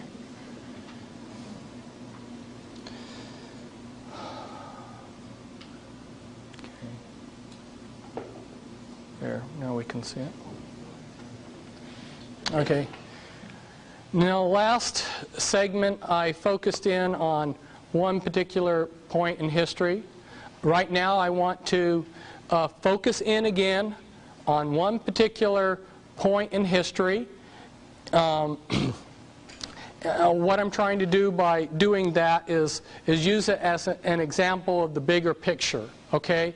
And one of my favorite points in history that I've enjoyed studying was the Civil War. So I picked that as a point in time, and I'm going to discuss 3 people within that period of time all of you, I'm sure, are familiar with Abraham Lincoln and Ulysses Grant, who was his top general during the Civil War, and John Brown, who was an abolitionist who, because of his activities, he provoked the South into wanting to have an armed rebellion. So we're going to focus in on these three men, and I think that will give you an example of how things have been going down through the years. Let's focus in on John Brown first. John Brown was a Freemason and a Rosicrucian. So was his father. And he was taught by a man named George Lippard to be an anti-slavery abolitionist.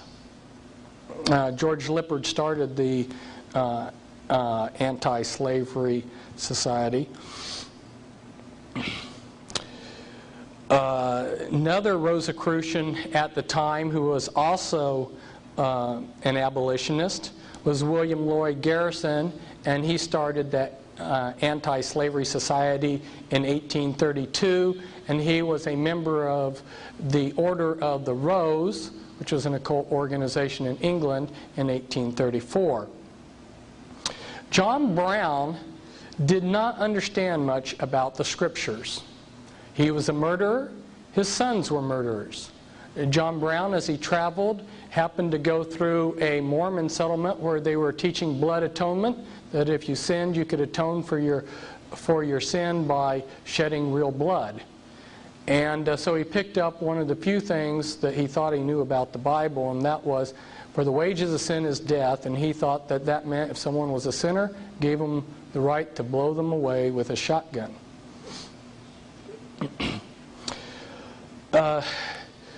The Illuminati had decided that the United States was getting too big and too powerful and rich, that they needed to divide and conquer. There are a whole number of reasons as to why they decided to create the Civil War. One was just they love to be greedy, and war is a great opportunity to make all kinds of profit from the privateering and running drugs, because like during the Civil War, there was as great a drug problem with the population then as there is today, and morphine and things like this and opium were smuggled in, and great profits were made. So for a number of reasons, the Illuminati made their decision. There were some high-level meetings that were carried out that I could talk about, and then they had to have men to implement these decisions. There was a club called the Bird Club, which met in Boston in a hotel, and this Bird Club had a member called Senator Charles Sumner, who had gone over to Europe and met with Illuminati leaders, for instance Giuseppe Mazzini, and he came back with instructions for the Bird Club.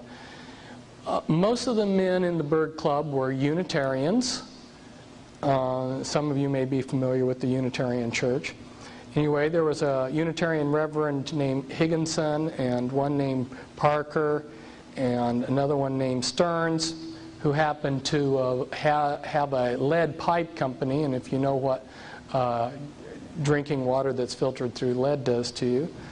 And then there was another man, Garrett Smith.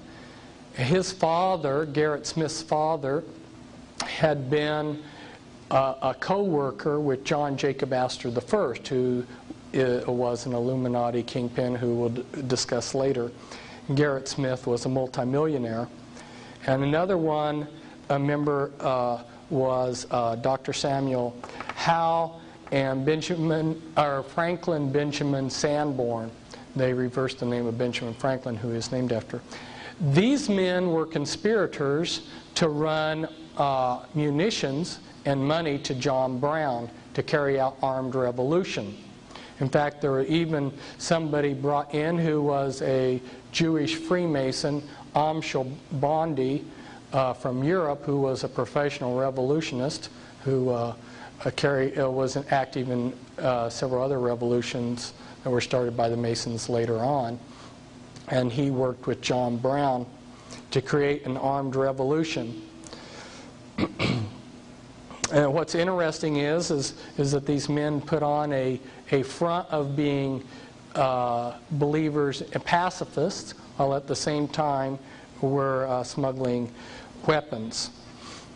Now, the next person that I would like to talk about during that time period is Hiram Grant. Ulysses Grant's actual name was Hiram S. Grant. He was named after Hiram Abiff, the sun god of the Masons. His dad was a master mason who was leader of a lodge. And Ulysses Grant's father worked for John Brown's father until he quit working with him and went into business with E.A. Collins. Well, now I need to go back in history a little bit. I'm going to be talking to you about the top 13 Illuminati bloodlines, and the Collins bloodline is one of the top 13 Illuminati bloodlines. There's a man named Francis Collins who brought witchcraft over with the Puritans. When the Pilgrims and the Puritans came over, there was large groups of witches that came over that set up congregations that were called Presbyterian and Congregational churches, but these later developed into groups like Unitarian churches.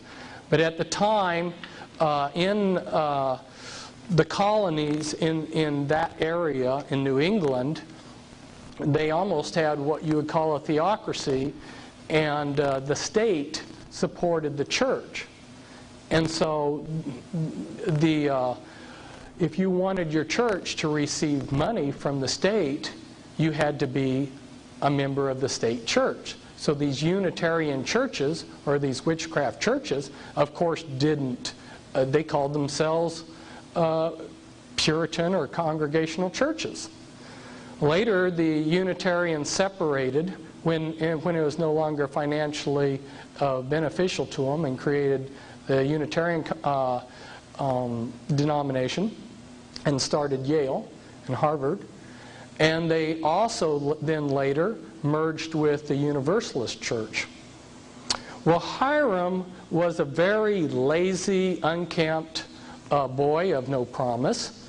And so his father, being well connected, because, by the way, I might mention that Hiram Grant's father was Jesse Root Grant, and you're familiar with the Root name, Elijah Root, those who study conspiracy.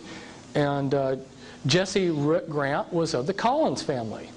And being well connected, since Hiram showed no promise, they got him an appointment through their connections to West Point. When he got to West Point, they named him they gave him the name Ulysses after the Greek mythological character. Well, he came from the town of Georgetown, which barely had 1,000 people in that little village, and yet there were over 20 high-ranking generals within the Union Army that came out of that little town. There were 4 generals and 1 colonel in the Union Army before the Civil War started, and then they added to that 9 more generals from that little village alone. Had a lot of pull.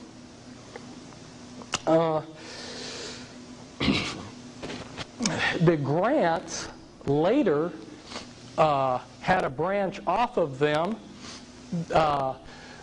These bloodlines are like trees. They branch out in many different directions. The Grants later branched into the Wheelers, and my co-author on 2 of my books was someone who came out of the Illuminati, and she was under their mind control, and her father was a Wheeler. And her great uncle, in other words, this man here, General Earl Grant Wheeler, he was a descendant of Hiram Ulysses Grant. And you will not hear very much about Earl Wheeler, but Earl Wheeler was in charge of the U.S. forces during the Vietnam War. And underneath him, or working with him, was McNamara, who is also an Illuminati Satanist. But interestingly, the Vietnam War, which was created by the Illuminati to create a drug culture in the United States, had their man, Earl Wheeler, sitting there as the head of the Joint Chiefs of Staff, and his brother, who was named Ulysses Grant Wheeler, his brother's son, Leo Wheeler, was on the west coast of the United States, helping bring in the drugs from Vietnam. Now, Ulysses Grant, he entered the U.S. Army when the Civil War started on April 23rd, 1861. And on August 7th, 1864, he was made Commander-in-Chief of the entire Union forces. And then that was antedated back to May 17th, 1864. So what we see here is Ulysses Grant going from buck private to Commander-in-Chief of the entire Union forces in 3 years.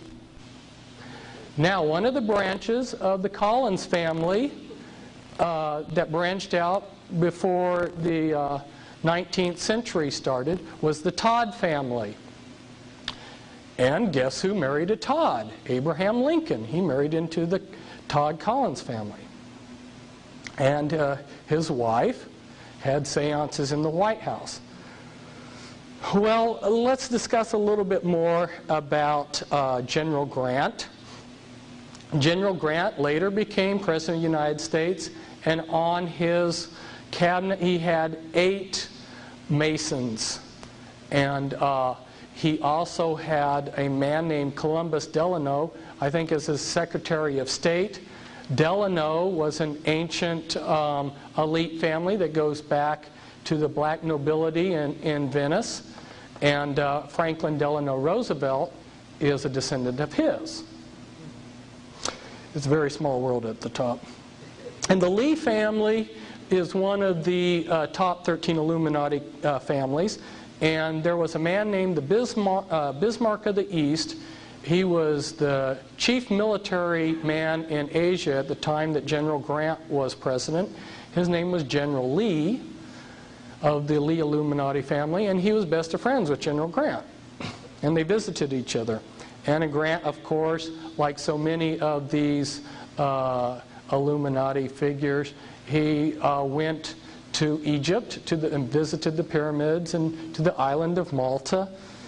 And he also had Alfonso Taft who on his cabinet. And Alfonso Taft is the blood forefather of Clinton. Now let's discuss Abraham Lincoln. Abraham Lincoln's mother, Nancy Hanks, was visiting a town called Lincolnton, North Carolina. And there was a branch of the Rothschild family, which is also one of the top 13 Illuminati bloodlines. And their branch had been branched off as the Springsteins, and then they had shortened it, I think, probably to cover their lineages, to Springs. And you see Abraham Lincoln's half-brother there, Leroy Springs. The Springs, which were Rothschilds, impregnated Nancy Hanks, and she, out of the thin blue air, created the fictional person Thomas Lincoln. And if you go to some of these encyclopedias, they'll say, we know nothing about Thomas Lincoln.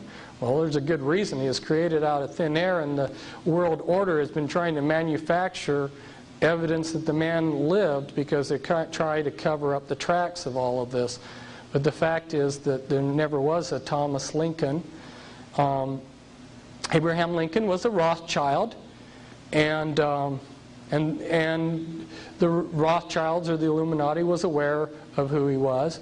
Abraham Lincoln became one of the leaders of the Rosicrucians. He was one of the Order of the Lily, and one of the 3 men that ran the Rosicrucians in the United States at the time. So when he talks in his speeches about God and these other things, if you ever get around some of these Rosicrucians in Quakertown, you'll see that they use all the terms that Christians use, but they have different meanings to them. And let's take a look at Lincoln. For his cabinet, you'll find a whole lot of nefarious characters on his cabinet too. He had Salmon Chase. If you've ever heard of Chase Manhattan that the Rockefellers are associated with, well, that was named after Salmon Chase, who was Secretary of Treasury for Abraham Lincoln. Salmon Chase was instrumental while he was Secretary of the Treasury to bring in a graduated income tax, and he also created a national bank during Lincoln's administration, which later became a Federal Reserve. And just talking a little bit about how this all connects, you've heard of Shirley MacLaine. Well, she's of the Beatty family. Okay. Well, who was Lincoln's lawyer? When he was president, he had a lawyer who was named Bart Moore, and Bart Moore was of the Beatty Illuminati family. The cabinet of Abraham Lincoln was involved with a scam, involved with the Credit Mobilier, which ties back in with the Rothschilds and all these other people in Europe. Anyway, Lincoln's cabinet was caught in a scam where they were found to have cheated the taxpayers $23 million. Now, but our cabinets today are probably scamming worse. Lincoln had a secret liaison with King Leopold. And if you get into understanding the royalty in Europe, you'll find out that they're the 13th Illuminati bloodline.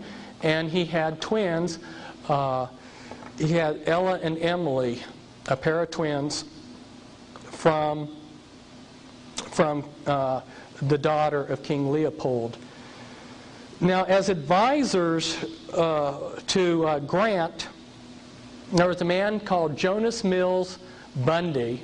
And Jonas Mills Bundy was advisor to Grant, President Garfield, and Chester Arthur. Okay, well, who is Garfield? I mean, Garfield relates to all this too, because remember, we go back to John Brown and him being a Rosicrucian and everything. Well, Jonas Mills Bundy was of the Bundy Illuminati family, and he was these presidents' advisors, right? Well, Garfield was a descendant of a man named Hosea Ballou.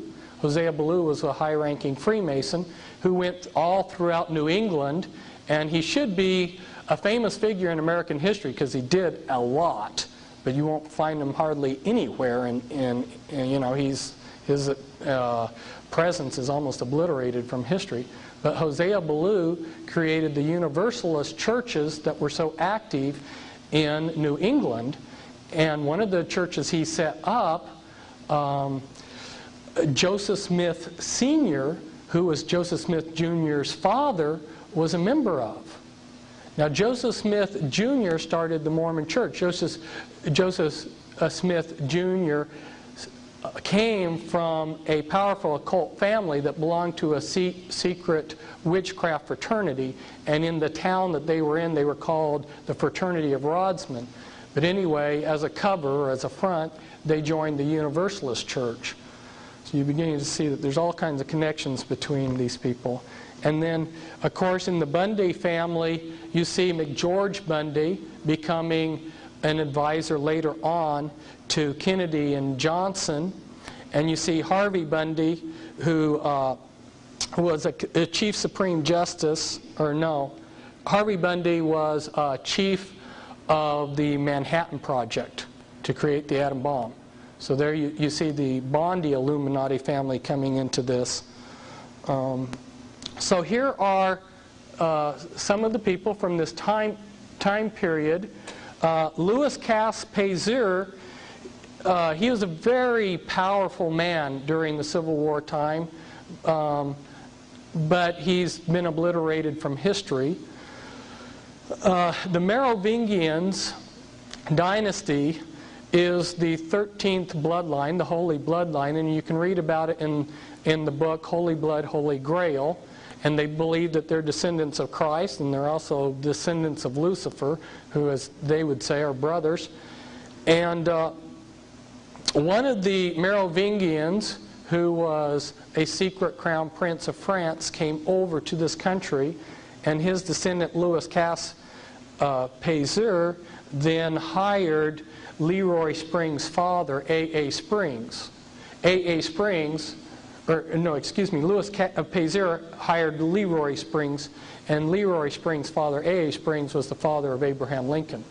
So that's how that all ties in. And you'll see more about the 13th bloodline, which happens to be in all of the royalty of Europe. All of the royalty in Europe are part of the Merovingian or the 13th Illuminati bloodline. I thought it was just kind of interesting, too.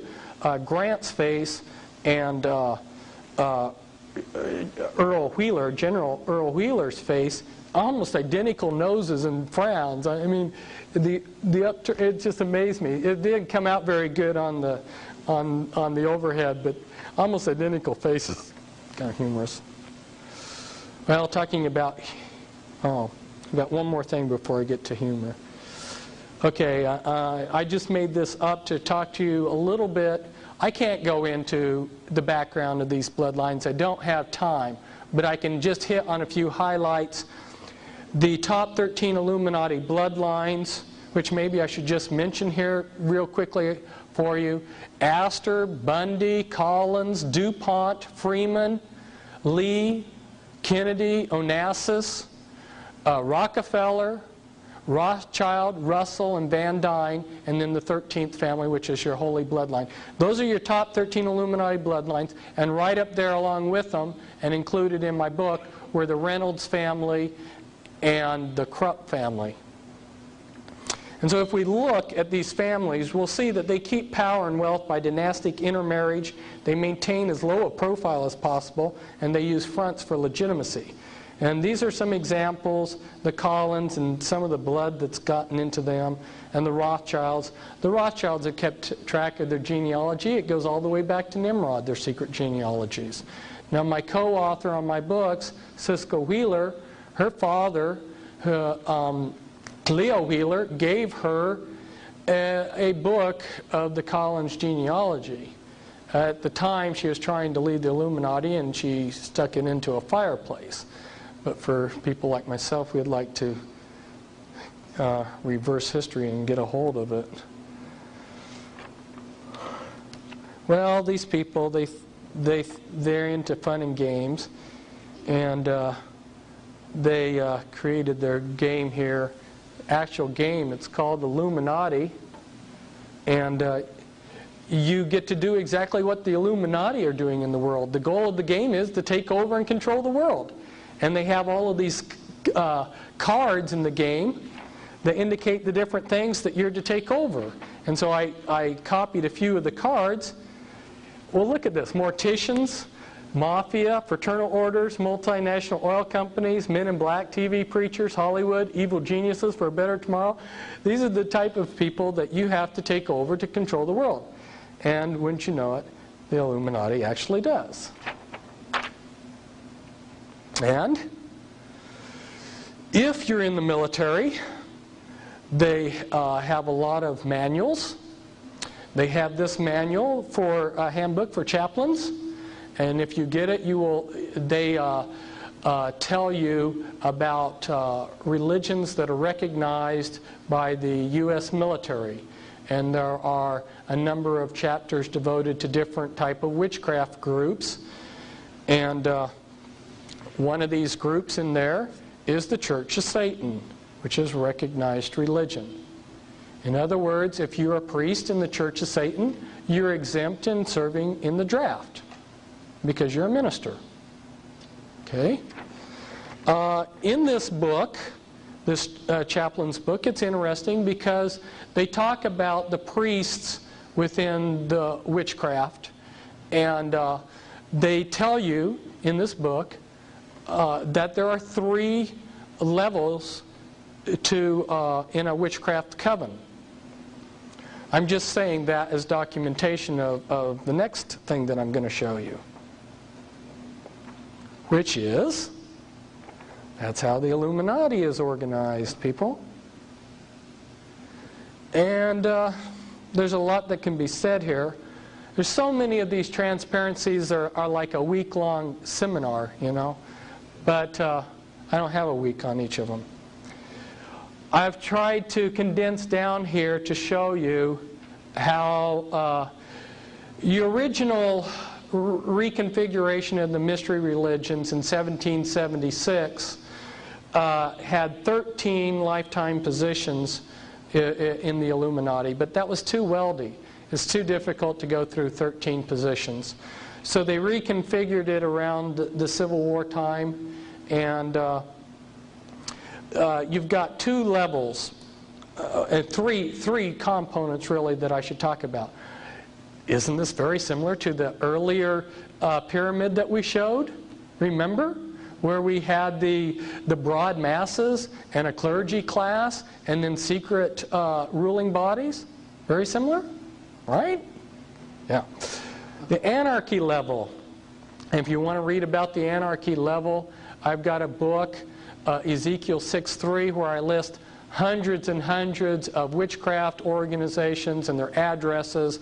I give hundreds of ritual sites all over the United States and Great Britain, and you can really bone up on it. And then I have a complete list of all the Illuminati standard rituals and a list of occult rituals, which every day of the year has something that could be celebrated by these people. So there's always an excuse to have some kind of witchcraft ceremony. They reconfigured things so that you've got an anarchy level and a hierarchy level. It's very good because the anarchy level is very confusing. The anarchy level are all these covens out there that have individual unique practices. None of them look related. So you enter witchcraft as a novice witch, and you become a craft practicing witch, 2nd degree, and then you become a master witch, which is identical to Freemasonry, the first 3 degrees, right? In fact, Freemasonry's these rituals and witchcraft rituals are identical, except that Freemasons leave their clothes on. Then, if you're one of the people that are selected to become a hierarchy member, and I won't go through the process, their criteria, but if you are initiated into the hierarchy level, if you're in the women's, you'll become a Sisters of Light, and then as a teenager you'll be inducted into the Mothers of Darkness, and then from there you'll become a grandmother. And then beyond that, there's special positions. Now what's very confusing when you're dealing with people that come out of the Illuminati is that the Mafia and the Illuminati bloodlines each family has their own self-governing bodies. So within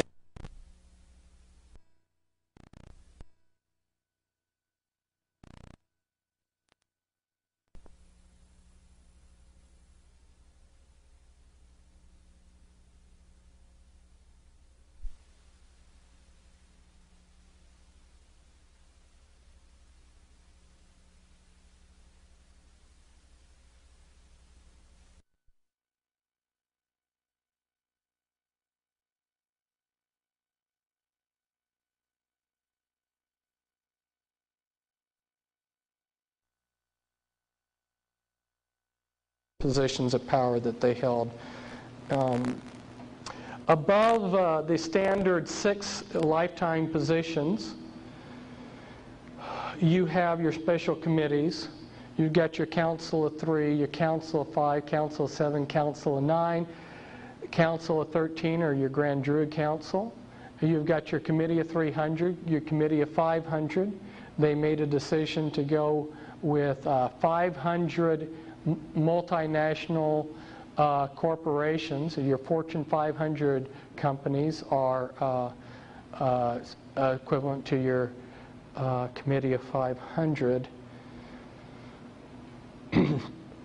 When I was trying to see how this related to your different orders that the Illuminati has set up, I watched the lives of some of these people, and although because they themselves, are keeping the secret, I couldn't come up to someone in the Order of Skull and Bones and ask them how it works. So I just studied their life and figured it out that way. And as I watched, I saw them go through basically about the same pattern as the system here, which first you'd be tapped to become a candidate in something like the Order of the Skull and Bones, which George Bush, by the way, is a member, as you know. And then your first position there is a knight. And then very soon, after your first year, you become a patriarch. And then from there you go into the leadership. Or if you watch some of these men, as they progress in life, see what I did was I said, well, I can't figure out what the levels are from looking outside in, but I can see chronologically how they advance. And chronologically, somebody's going to go up the ladder, right? You don't go down the ladder, you go up. So you just look chronologically at how these men are moving up, and you'll see that they'll join like the Council of Foreign Relations or the Royal Institute of International Affairs, and then from there they'll go to roundtable groups, and from there they'll go to the Pilgrim Society. Pilgrim Society is very seldom mentioned by conspiracy theorists. It's far more powerful than the Council of Foreign Relations. And this is showing you some of the other relationships with some of these other things. The Illuminati itself, they are what's called Gnostics. They believe in a Babylonian dualism, but under their structure, or incorporated into their structure, is the Satanic Brotherhood. And within the Brotherhood, you'll find a three-tiered thing again. You got your Black Brotherhood, the Red Brotherhood, and as you go up, your Great White Brotherhood. I've shown you the steps there for the OTO. There's the Illuminati works through a lot of organizations, and when you understand the mind control later on, you'll understand better. There's so much to tell you, and it's so hard to explain because it has to be explained in steps. But later, I may be able to explain to you how somebody in the Illuminati can operate at all of these different levels.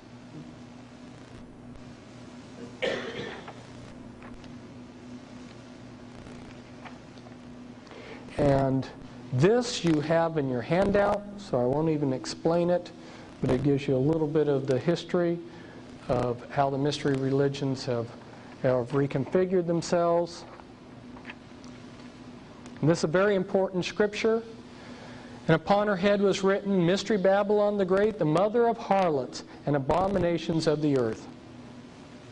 Babylon the Great is fallen, has become the habitation of devils, and the hold of every foul spirit, for all nations have drunk of the wine of the wrath of her fornication, and the kings of the earth have committed fornication with her. And the merchants of the earth are waxed rich through the abundance of her delicacies. Her sins have reached unto heaven, for no man buyeth their merchandise anymore, precious woods, ointments, slaves, and the souls of men. I know that the writer of this, the prophet, bounces back from second to third person as he writes this passage in Revelations 18, but I think you get the meaning here. And then he goes, Rejoice over her, prophets, for God hath avenged you on her. And the light of a candle shall shine no more at all in thee, for by thy sorceries were all nations deceived, and in her was found the blood of the prophets and of saints and of all that were slain upon the earth. Ladies and gentlemen, the most popular Protestant interpretation of this verse is that this is referring to the Catholic Church.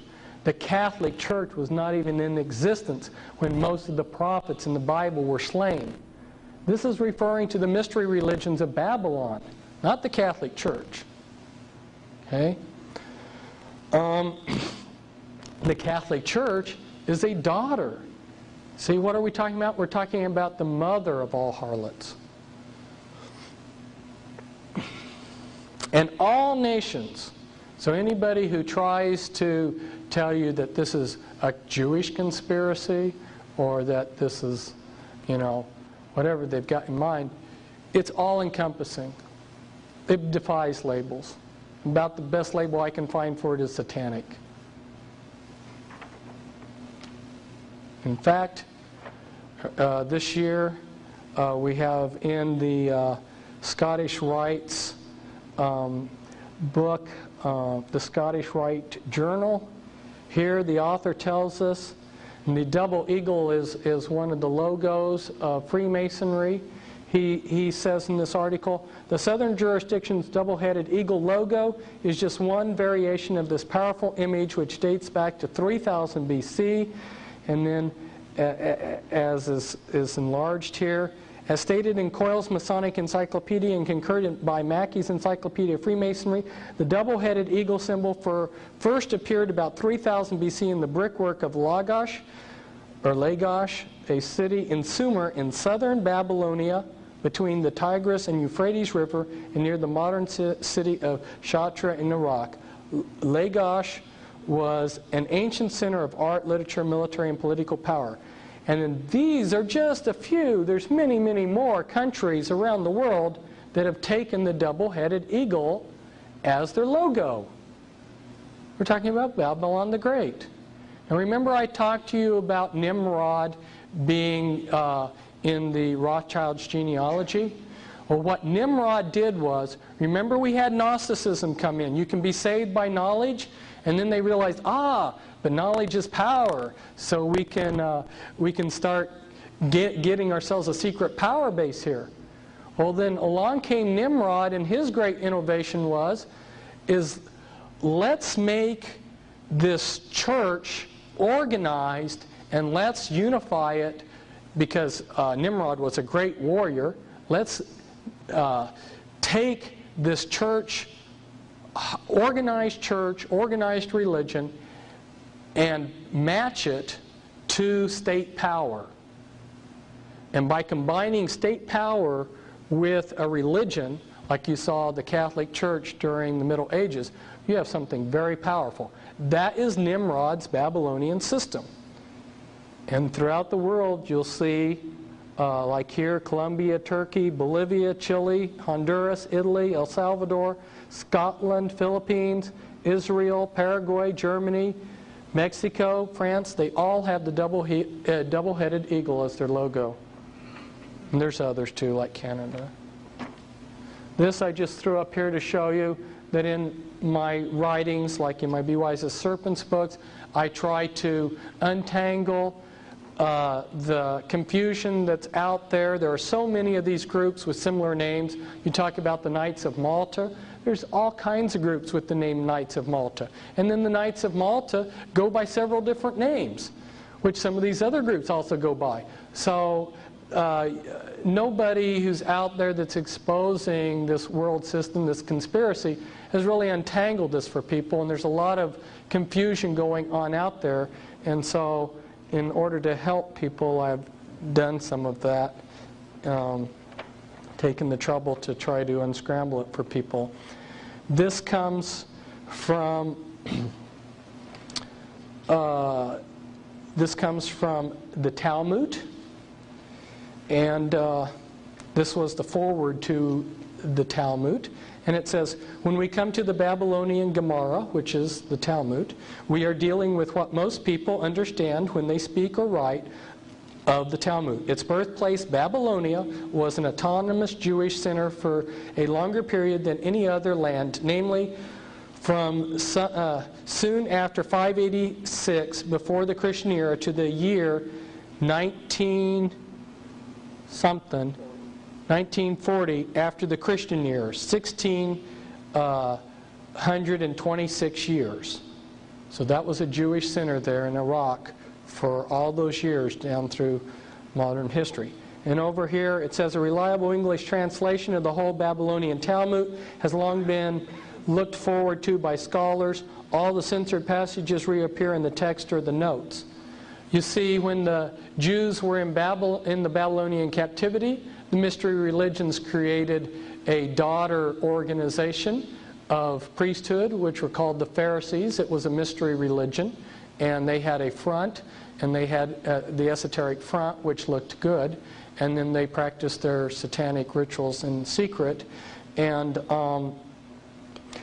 that came from Babylon. And of course, they, like the Illuminati, they had wanted to keep their tradition secret for years, but they finally had to write it down. But there were a lot of passages that were censored out of the text that the public was allowed to see. And what this is commenting on is finally they're coming up with a translation that's going to give more of what the full Talmudic text says. This is the Jewish Encyclopedia. The belief in the magic power of the letters of the Tetragrammaton and other names of the deity seems to have originated in Chaldea, same area of Babylon.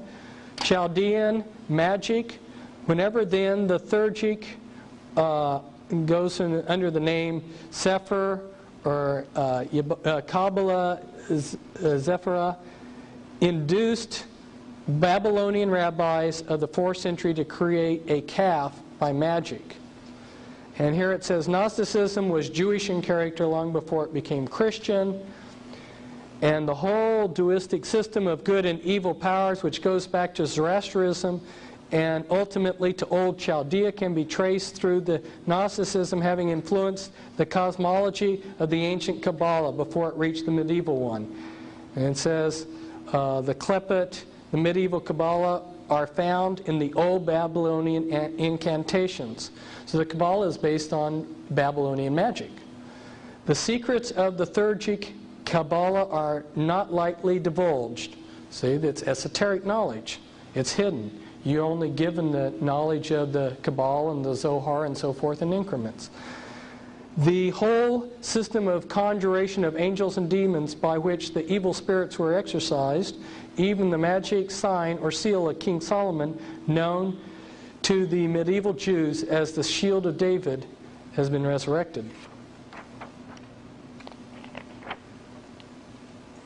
And what this is telling us here is that with the destruction of the temple, this is from Jewish Encyclopedia, the Sadducees disappeared altogether, leaving the regulation of all Jewish affairs in the hands of the Pharisees.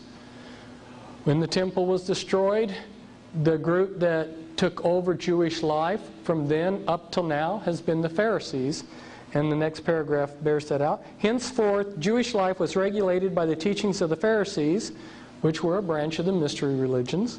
The whole history of Judaism was reconstructed from the Pharisaic point of view, and a new aspect was given to the Sanhedrin of the past. A new chain of traditions supplanted the older priestly tradition. Pharisaism shaped the character of Judaism and the life and thought of the Jew for all the future.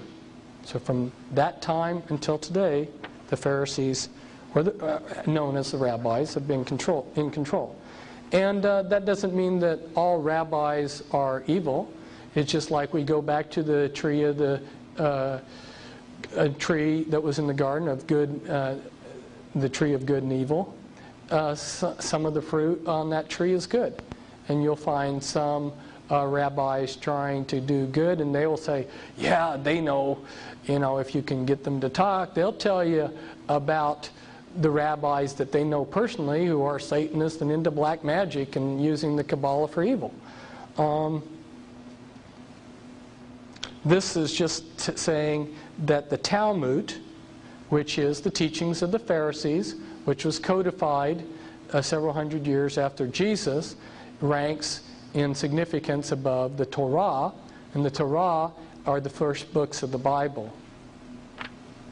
Which, if you're in a synagogue, you'll see that they keep the Torah housed. And this is from the Jerusalem Post International Edition. This was a Jewish magazine that was intended to go throughout the world. It's the International Edition. And this is written by a rabbi, and the title is The Chosen.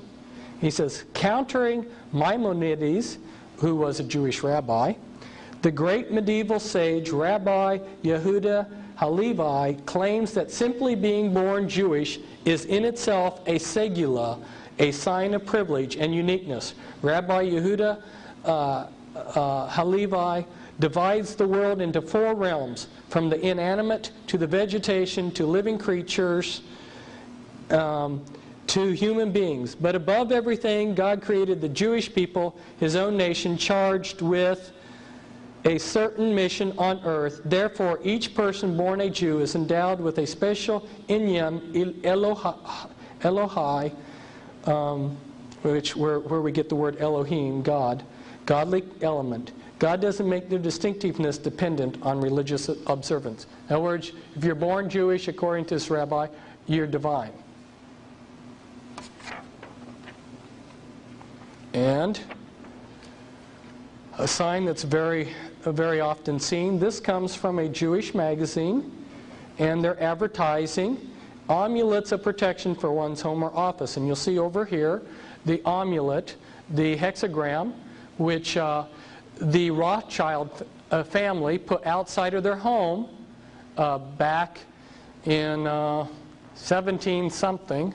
During the 1700s, they had a red sign in front of their house with this amulet to protect their home. And from that sign, they got the name Rothschild, which means in German, red shield, or the red sign, the red hexagram amulet sign that they had in front of their house. Before that time, they were known as Bauer. And there are Bauers here in this country who are descendants of that Rothschild lineage. So it was just Amschel Bauer that changed his name to Rothschild. These people are great at changing their names and hiding their lineages. I'll tell you, of all of the people that I have worked with that came out of the Illuminati, I so far haven't found one person whose last name matched the bloodline that they belong to. And if you know how many people are in power that have the last name, it really makes you wonder how prolific have these bloodlines been. You have to understand, if you're a multimillionaire and you can have 50 or 60 concubines out there having babies secretly and hiding all these lineages, you can have a lot of offspring. And they have the power to keep track of these genealogies. Again, going back to the Civil War, the Jesse James gang, you've heard of the James brothers. Well, the James were descendants of the Rothschilds. And Jesse James' father was a soldier in the Southern Army. He was the one who fired the first shot that started the Civil War at Fort Sumter. And Jesse James was a 33rd degree Freemason. And his father was in an occult organization that the Illuminati set up to create the Civil War, which was Order of the Golden Circle. See, it's a very small world at the top. I could go on and on. It gets kind of, when you're a researcher like me, your head begins to spin when you see people like Reagan and FDR being related in some way. Now, how is Reagan and FDR related? FDR's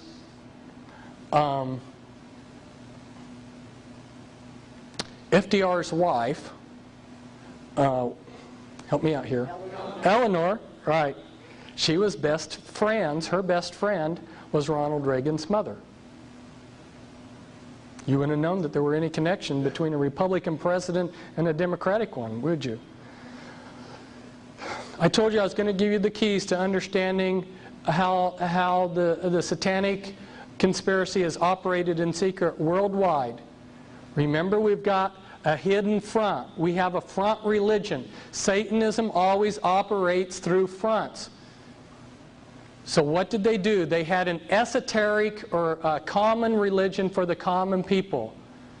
And they can worship sticks and stones and whatever they want, lizards or whatever they want to worship.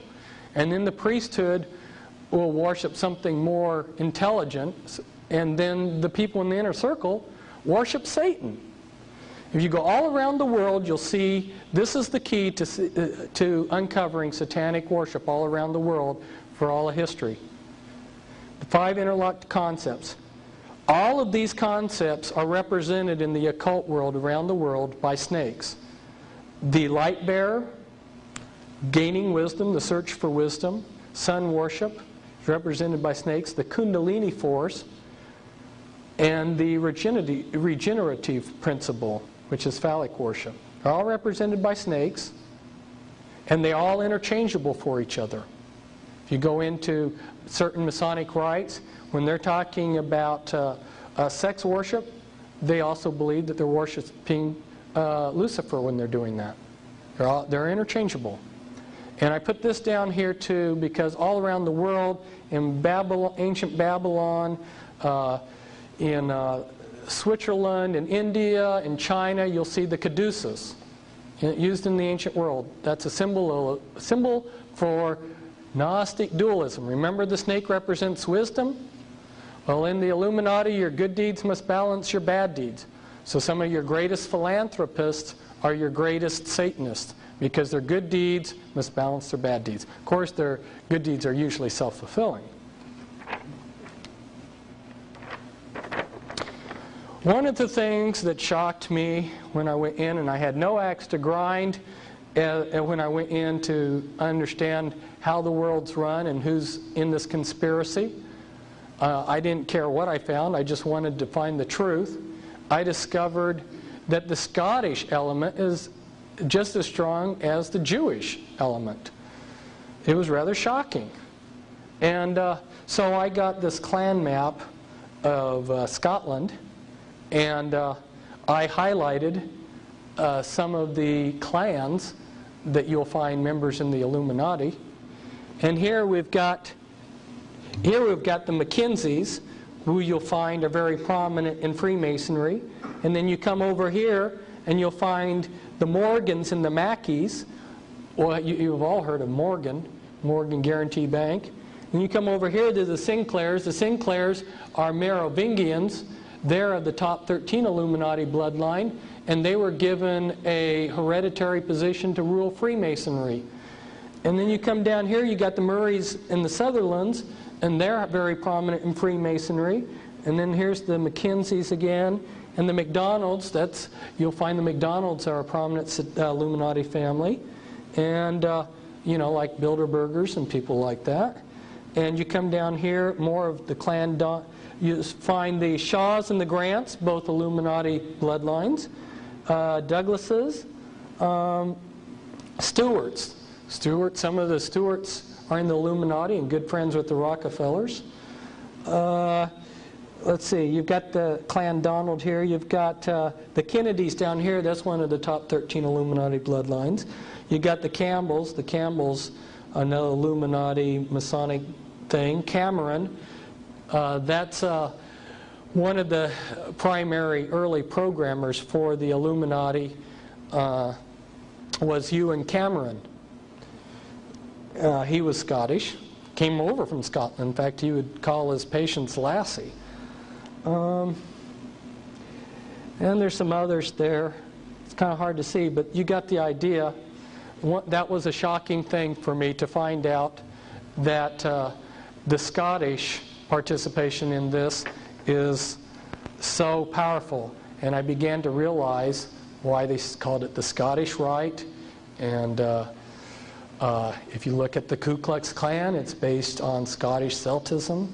And it was created by several different Celtic secret societies, which I don't have time to go into.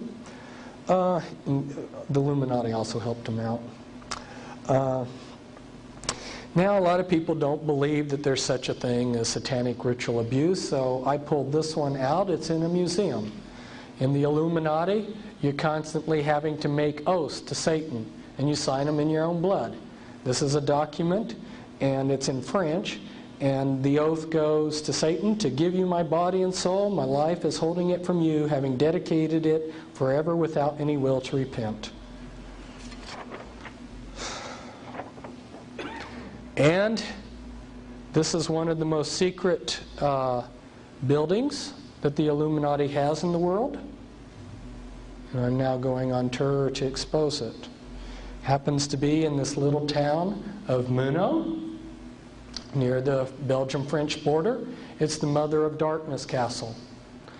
Inside this castle, which has big doors, and you can't see it, this is just the entrance. This is just the gate, and then you go down a road to get to the castle. Okay? At the castle, you'll come to big, big doors, and once you go in it, there's a cathedral inside the castle, and then there's these big slate gray floor, and in the ceiling of the cathedral are 1,000 points of light. Now you know when Clinton says 1,000 points of light, or Bush, what he's referring to. It's this Mother of Darkness castle. Okay.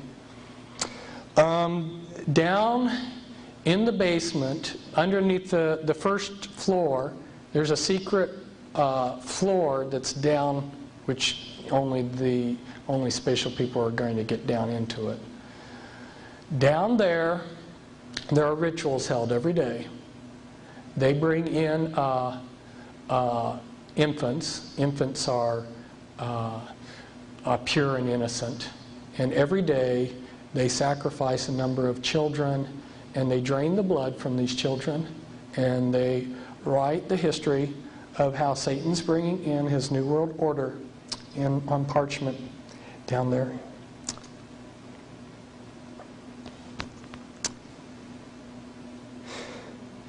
For those of you who have studied Holy Blood, Holy Grail, and know something about the Merovingians, you'll find out that one of the secret organizations that they created in the last century was named after this monastery here. The Priory of Zion was set up by the 13th bloodline to protect their bloodline so that they can bring in their Antichrist, because they believe that they're descendants, blood descendants of Christ in the house of David. And one of their primary stomping grounds was this little area here. Just outside of Muno is this castle, Chateau Amorois or something. It means the Castle of Kings, which is kind of misleading because only mothers of darkness, only women go in there. Very seldom do men go into this castle. They do their Kabbalistic path workings there in this castle. They'll fly mothers of darkness from all over the world for high-level rituals there. But anyway, just about 4 miles away, the scale here is very small. So there's only 4 or 5 miles here between. This is Abbé d'Orval right here, and there was a King Dagobert the Fourth who was killed. He was one of the last great Merovingians, and you'll see a skull in a little bit. And he was killed near here in this area hunting. And then the Merovingian dynasty, after he was killed, sort of went into hiding. The Catholic Church for a while tried to subvert it, and Dagobert I has been eliminated. Am I getting it correct? Is it the third or the first or fourth? Anyway, what's interesting is if you look in the lineages of the kings, that number is left out in European history. And you know, as you get kings, you go 1, 2, 3, 4. So if the third one or the is missing, something wrong with history. But they tried to erase him out of history. The Catholic Church did, because the Catholic Church at that time was in competition with this Illuminati bloodline. This monastery here is where Peter the Hermit set out And the Merovingian dynasty created the Crusades because they were the house of David.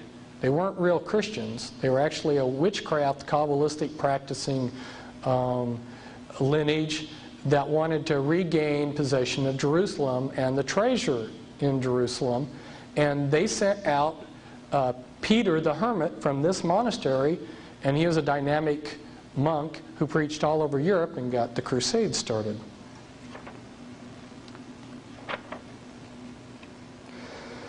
And if you're a Grand Master in the Illuminati or a Mother of Darkness, you'll do your Kabbalistic path workings of the 26 paths of your Kabbalistic tree of life and Satan's version of the tree of life. You'll go through your 13 paths of immortality, which imitate the disciples. And the final one is the Holy Grail, where you end up committing what's called vampirism, where you end up becoming addicted to blood because during the rituals, the people that are killed are in a high state of excitement, and there's a substance which is secreted into the blood which makes a person excited, like adrenaline. And when you drink blood of people that have been ritually killed, it gives you a high, and you become addicted to that high, which is why Al Gore carries a suitcase full of vials of blood. But anyway, if you're in Illuminati adept, you'll be trained in these various things. It's very eclectic. As Christians, we think of, this denomination, that denomination, and if I'm Baptist, I wouldn't go to a Presbyterian church or something. In the mystery religions, anything that's esoteric and magic, they learn. They want to know it all.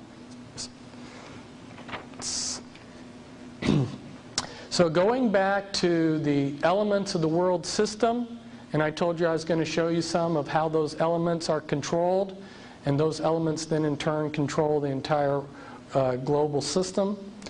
The first real scientific political scientist, so to speak, the father of political science, Machiavelli, who wrote The Prince in circa 1515.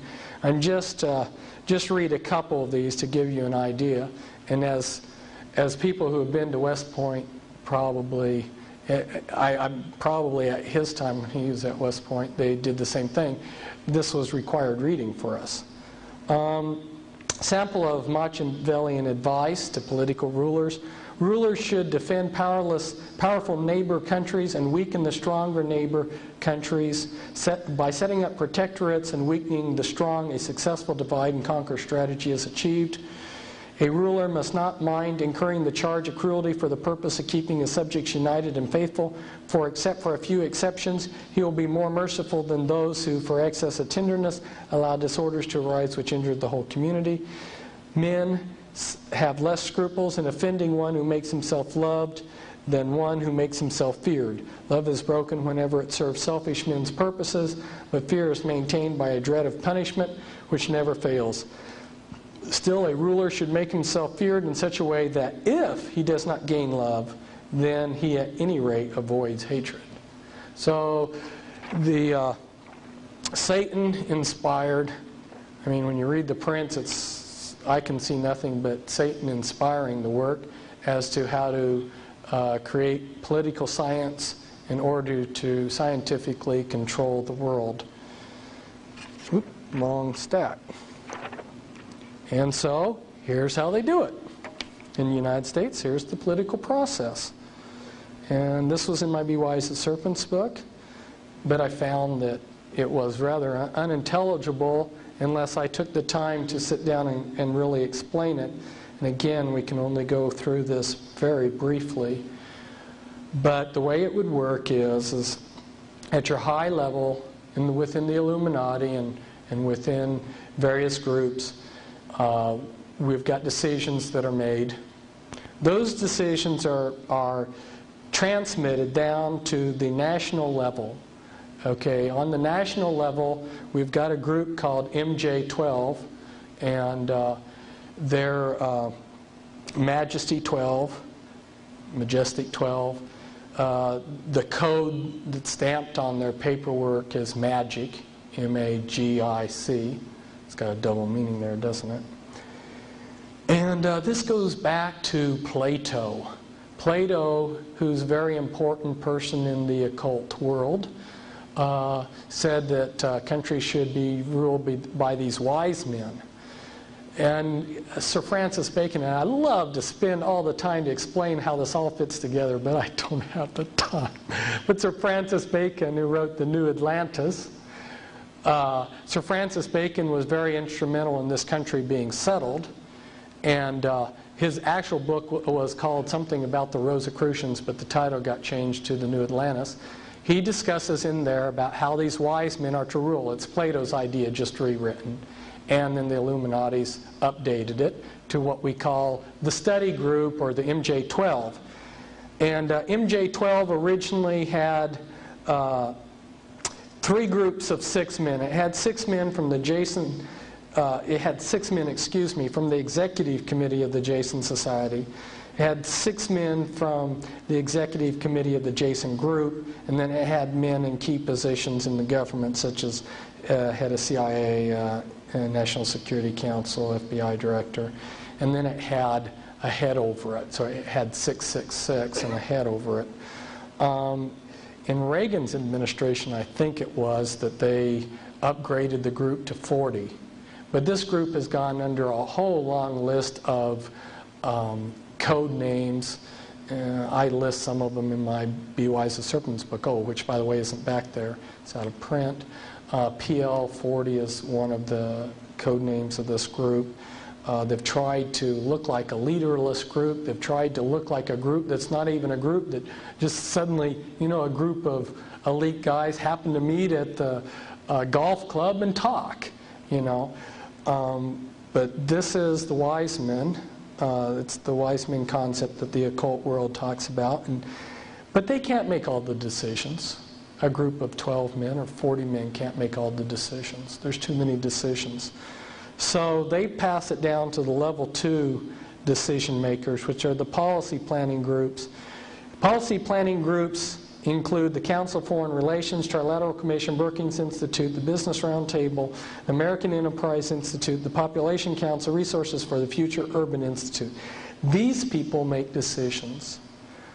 Okay, but they can't make all the decisions still. There's still more decisions. So there's intermediate group.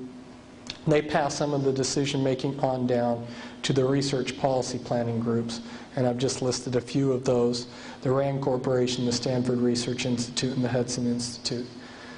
So let's say the Stanford Research Institute has been given a problem. They formulate an answer. They pass it on to the Council of Foreign Relations.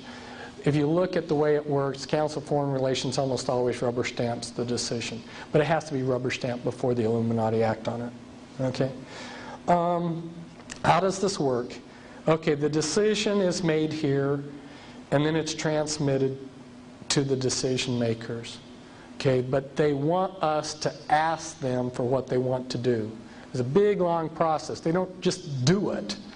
Okay, so what they'll do is the President of the United States will say, or some other leader on some administrative council or something, they'll say, we have a problem.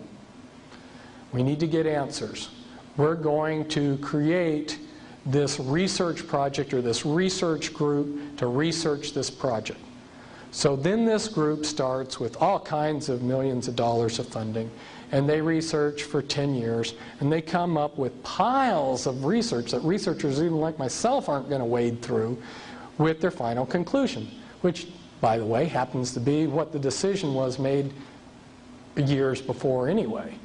So then the newspapers, which are controlled by them, these are your opinion makers, who intelligence agencies, national news media, and government councils, they'll start broadcasting what this decision was.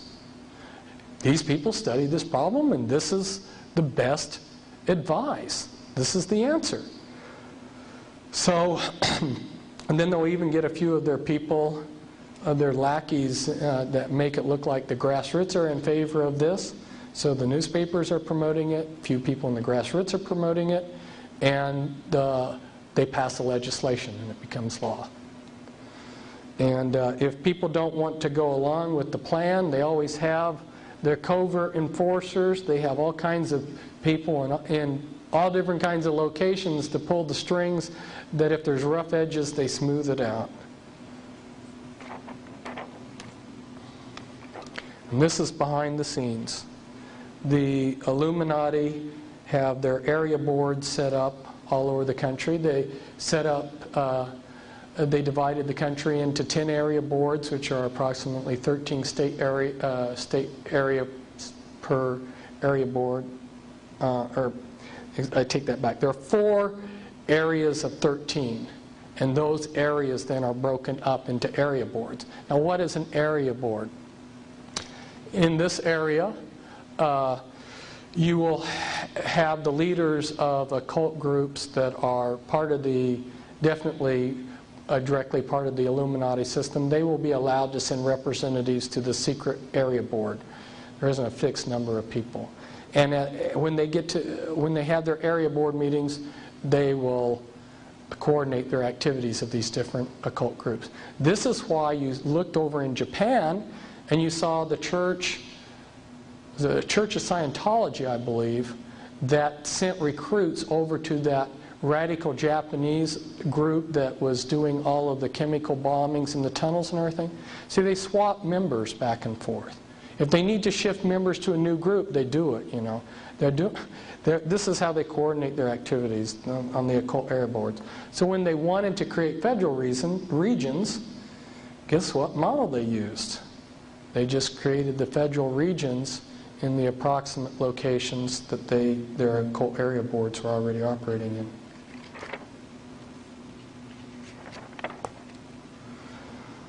Okay, that was the political side of things, which was the state or the order.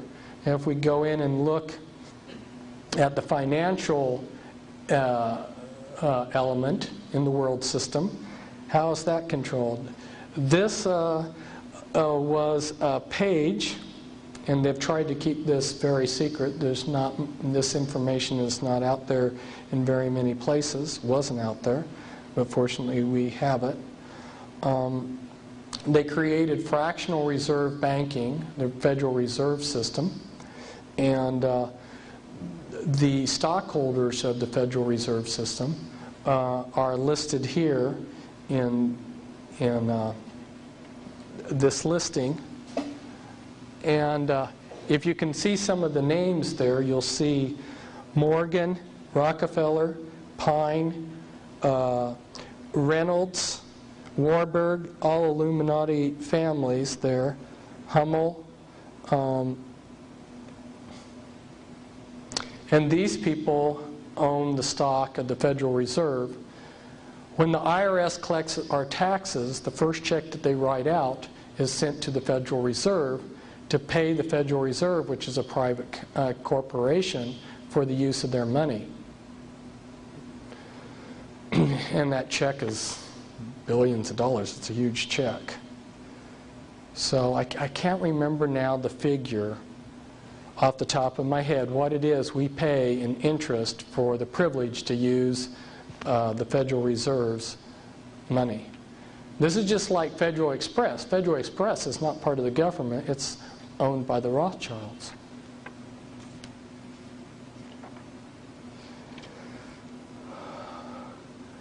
Again, this is another thing that I can't go into due to time, but want to show you just the basic concept that the Illuminati families, some of them are your leaders of your crime organizations, and then they network in with all your other organized crime.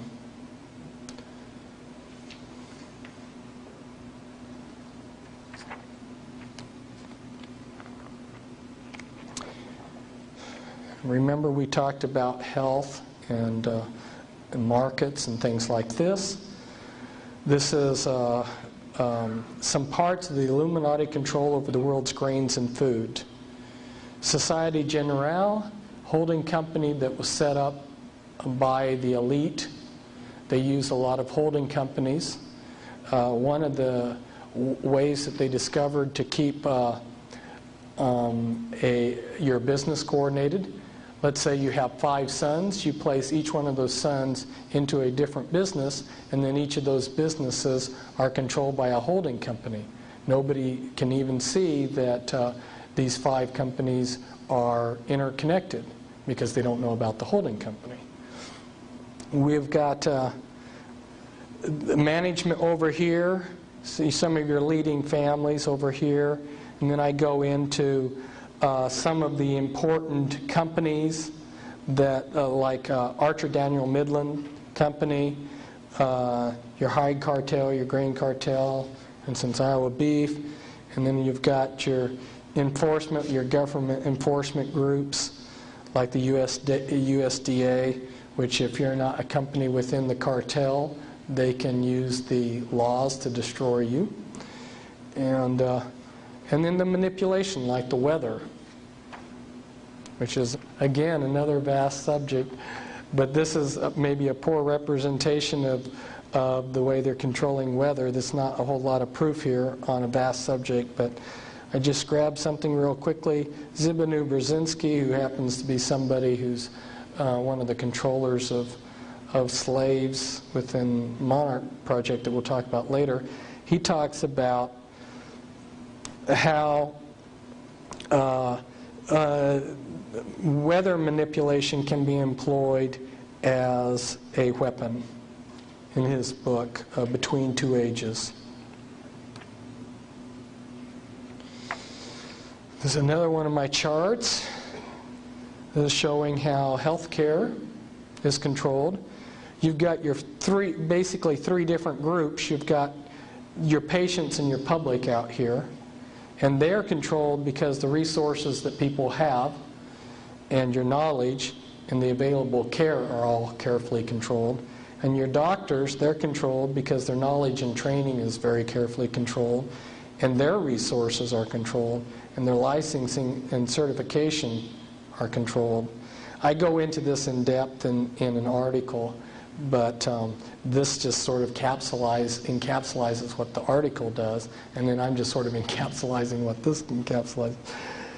And then you've got the legal system controlled to enforce all of this, and you've even got some secret illegal groups out there to destroy doctors who don't conform to the medical monopoly.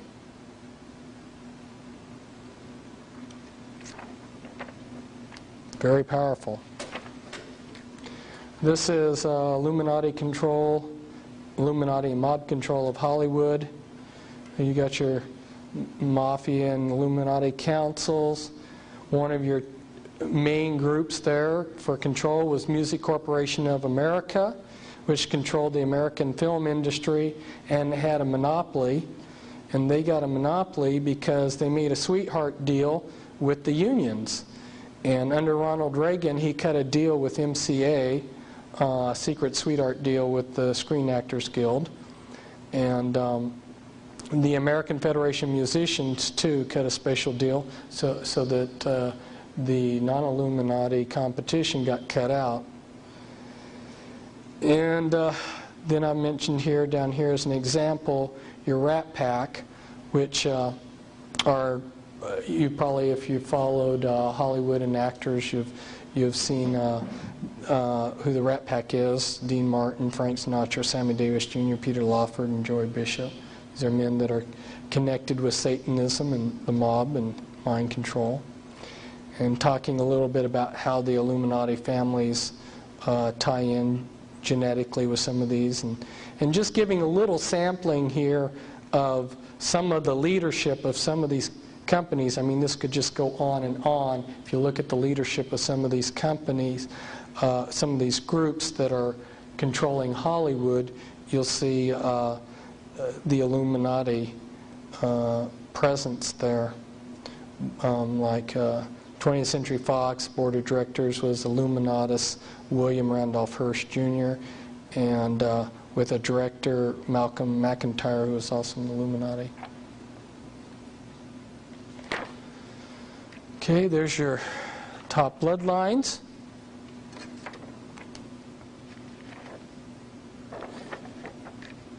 This was Joseph Smith Jr. He was Joseph Smith Jr. and all of the leadership of the LDS Church in Salt Lake City and the RLDS Church have all been of one bloodline.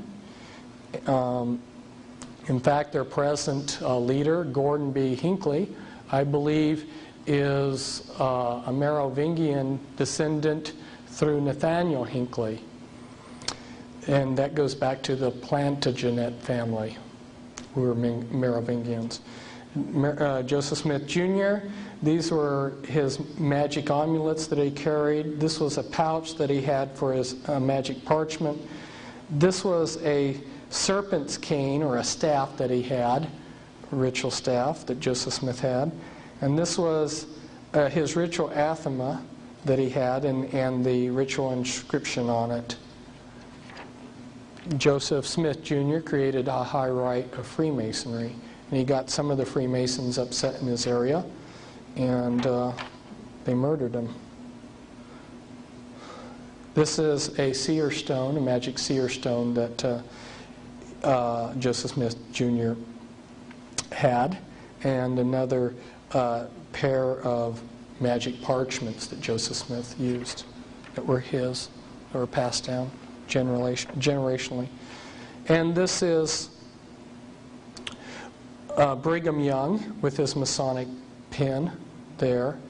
And these people are the Merovingian dynasty and the tribe of Dan. You'll find out that when the Mormons got started, they created a secret group called the Danites, which were assassins to keep their opponents, kill their opponents. And here's Dagobert's skull, and it's preserved in a convent. And this was St. Clair, who was at one time the leading Merovingian, or the head of the Priory of Zion, which in French is something like Peu de Zion. I don't speak French, so.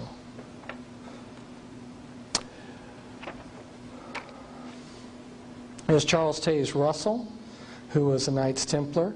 Charles Taze Russell, who started the Watchtower Society of the Jehovah's Witnesses, ritually murdered by the Illuminati on Halloween, has his ashes protected below a pink granite pyramid made from the sacred enchanted rock mountain at a sacred site 18 miles north of Fredericksburg, Texas.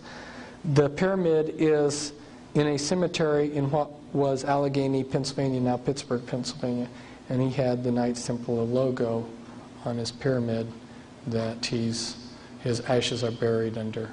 And talk about really wanting nobody to desecrate his remains. They used barbed wire as rebar in the concrete foundation. If you've ever poured concrete, you know what rebar is. Well, they used barbed wire for rebar to make sure nobody got through to his ashes.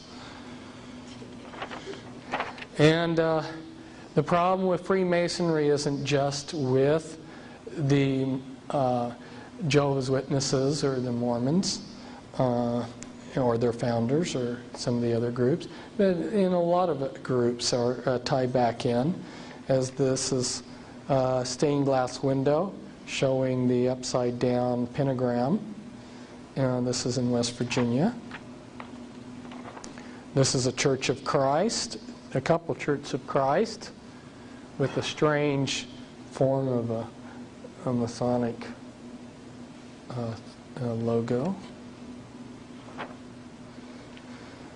This is some of the Astor Illuminati members, and I don't have time to go into the members of these families.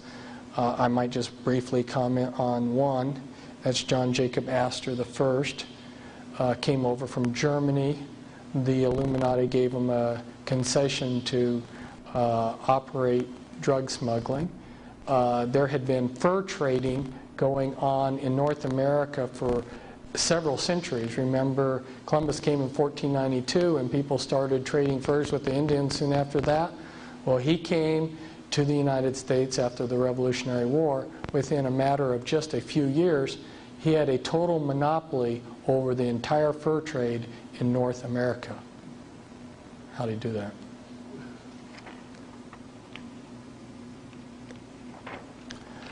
This is a DuPont Illuminati, representing the DuPont Illuminati bloodline. You recently had one of them in the news, but for the sake of time, maybe I'll just make a little comment about them. The DuPonts have been part of the military establishment. They have produced the gunpowder for the United States since before the War of 1812. They have made millions of dollars every war that we've fought, and they are also major producers of chemicals. There isn't any day that you go through life where you don't use materials that aren't. Every day of your life you're touching materials that their companies have made. It's that extensive, their contributions to our lives. This is a Freeman Illuminati family. Gaylord Freeman, he was at one time the head of the Priory of Zion, the 13th Illuminati bloodline. He was an advisor to 2 presidents, and Roger A. Freeman was also advisor to 2 other Freemans. Also advisor to 2 other presidents. And then this is a picture of one of the Freemans that's in the Skull and Bones order, which is just one of the many groups that the Illuminati have set up in many of the college campuses as an entry point into the Illuminati. This is the Kennedy Illuminati bloodline. Kennedy, as so many of these occultists, made his pilgrimage to the Great Pyramid.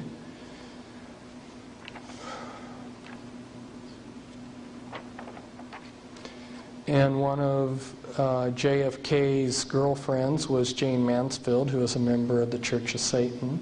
Another close friend of John F. Kennedy was Sammy Davis Jr., who ran with the Rat Pack, and he was also a member of the Church of Satan. There he is with Anton LaVey. And the first Kennedy in history was named Brian Boru. He was also had the name Brian Kennedy, and he was the ruler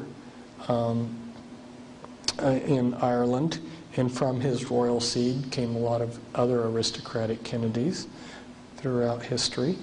And I brought this in because I'm wanting to talk about Illuminati mind control, and I think you're seeing different alters here, different personalities here, as she was the first presidential model that they allowed in public. This is a little bit of the Onassis Illuminati bloodline. The Lee Illuminati bloodline, a very ancient aristocratic bloodline in China. Li Ka-shing is a billionaire in Hong Kong, has a television network that covers Asia, has a lot of holdings in Canada.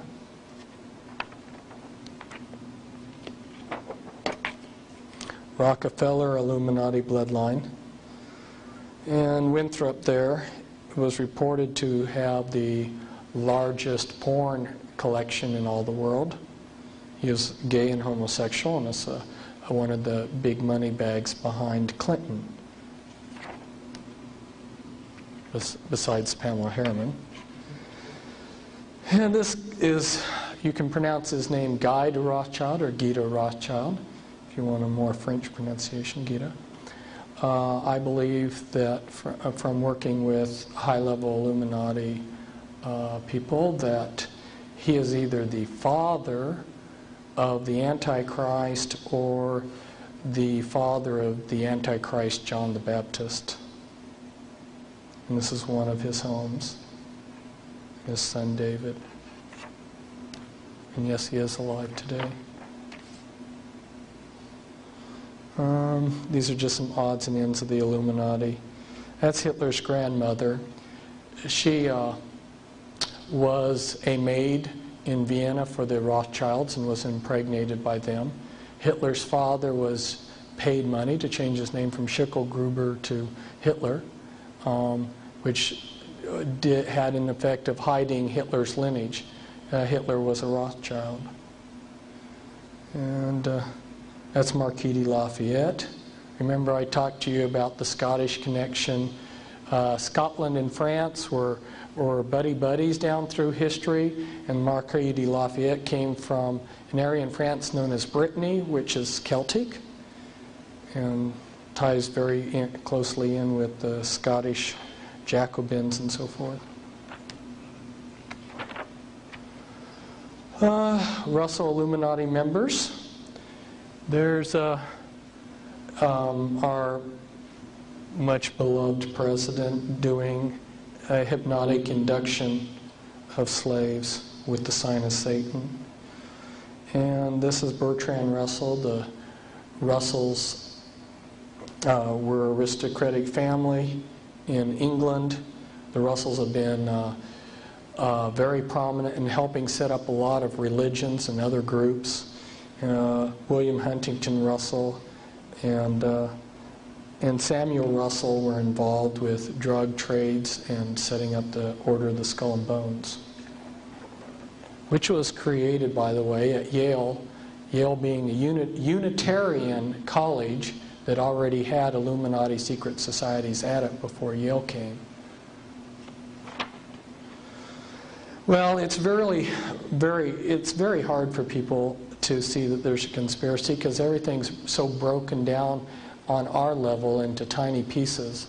So I thought if I went in reverse, it might help people see how all of these fragments connect into the whole. You've got different Illuminati goals that are set, and then those goals are broken down into further goals, and then they take all of their different groups throughout the world system and have them participate in different ways.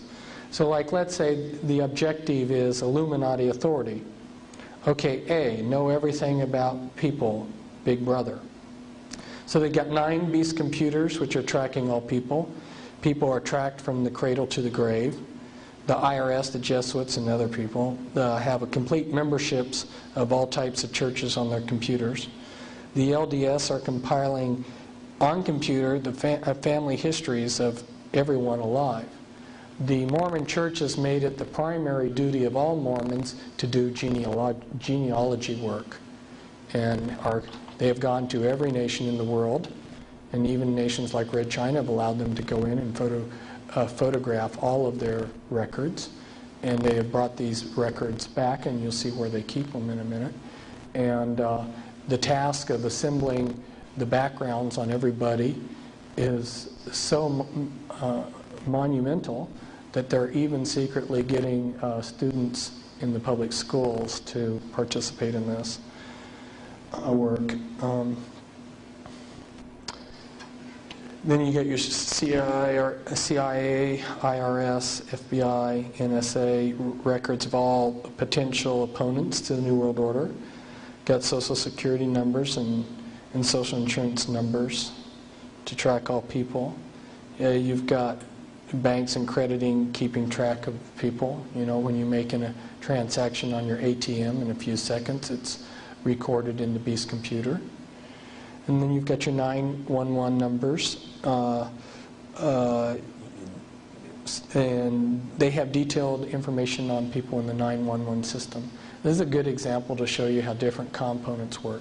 The Grange, which is a fraternal organization for rural areas, it looks rather innocuous. It doesn't look very harmful, but you look at their logo and it's kind of interesting. It's the Illuminati all-seeing eye.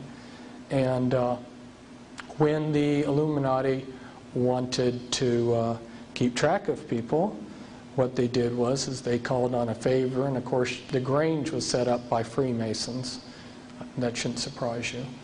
They're sort of the glue that hold this all together, the Freemasons. And the Grange was this good rural group, fraternal group, that did the legwork to get the 911 system brought in. Well, no one would see a conspiracy taking place with all these different little groups, and that may be the only thing that they used the Grange for quite a few years.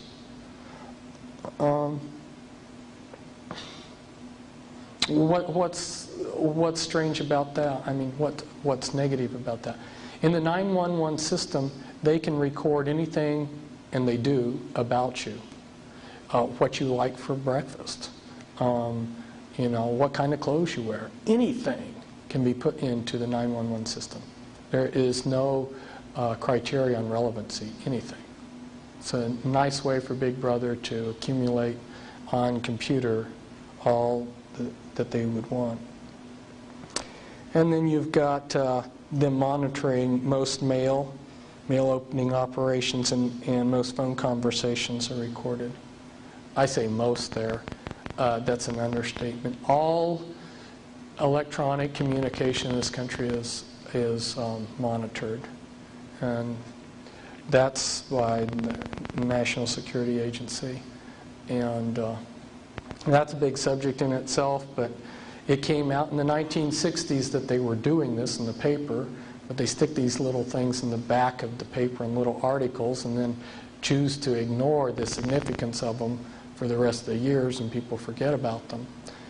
But during the Israeli-Arab War in 1967, to give you an example of the military capabilities of the world system, they had voice prints of every Israeli officer and every Arab officer too. And if you can imagine, when a war's going on, you've got all these people with walkie-talkies and radios and everything, and an American spy ship is off the coast of Israel, and it's picking up all of these thousands of signals, and it's just a spaghetti mix of signals. Their computers can take and unscramble all of these signals, tell where they come from, and because they have every officer's voice print, they can know via the computer who's talking.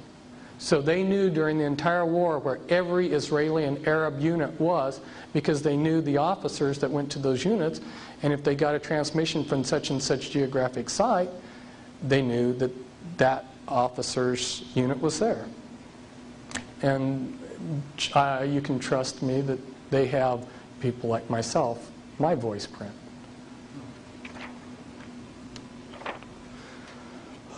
This is where the Mormons store the genealogical records of the world.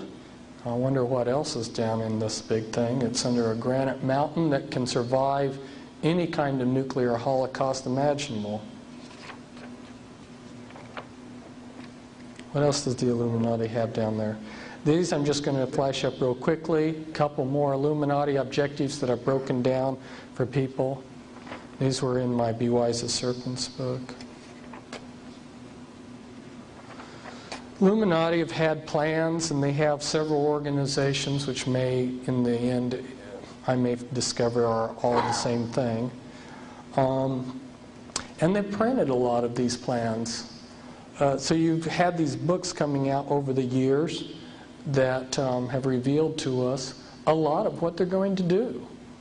And you go in and you read H.G. Wells' books like The Open Conspiracy and the New World Order, the World Order and the Modern Utopia, and he describes to a T a lot of the things that are happening.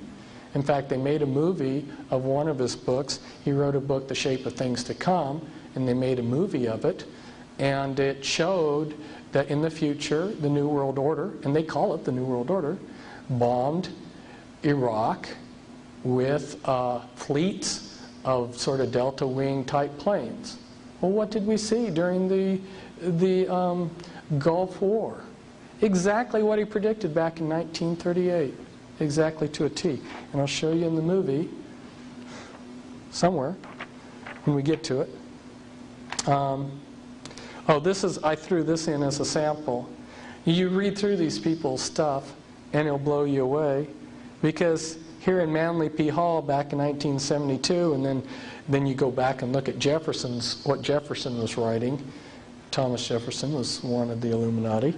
And then you look at Clymer's fundamental laws back in 1916, and they're predicting NAFTA.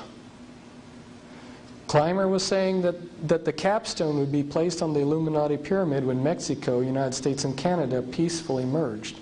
And they had to be peacefully merged because there was an occult significance to that. So by debriefing people that have been high up in the Illuminati and been in on planning sessions and heard things of what were going to happen. I knew the Bosnian conflict was going to happen. I knew they were going to blow up a federal building like in Tulsa. I knew a lot of these things. And here's a photograph off of that movie, The Shape of Things to Come, which was H.G. Wells' book. And guess what their logo was? It's the winged sun disk, which is an Egyptian magic symbol, which is used by Charles Taze Russell, who started the Watchtower Society, is used by the Theosophical Society, and is used by Aleister Crowley on his material, who is a Satanist. So winged sun disk, the satanic Egyptian hermetic symbol, will be the, according to H.G. Wells, the symbol of the New World Order. By the way, who was H.G. Wells? Well, he was leader of the Fabian Society, Fabian Socialism, and he is also a Freemason. In fact, one Masonic book says that he's one of their best prophets. And I don't have time to go into this either, but they've had their great minds thinking on how to set up this covered government so that the people feel like they're governing themselves when they'll be ruling from behind.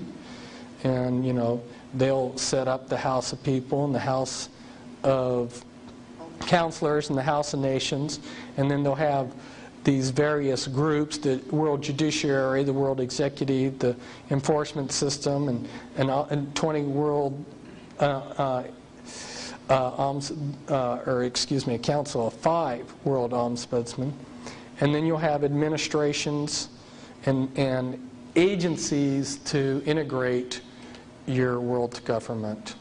And the people will be very happy that they will think that they're ruling themselves. Now we're coming to the most important topic. And everything I've said up to now pales in insignificance to what I have to tell you about now. And that's the Illuminati's mind control. And it was such a vast and important topic that spending an hour or 2 hours or 3 hours doesn't even begin to open up the subject. And so that's why I haven't spent all this time talking on it, is that I realized that it's just too vast. You've heard New Agers talk about a paradigm shift. When you understand the ramifications of the Illuminati's mind control, everything that you knew about human behavior and how you looked at people and rated them is obsolete.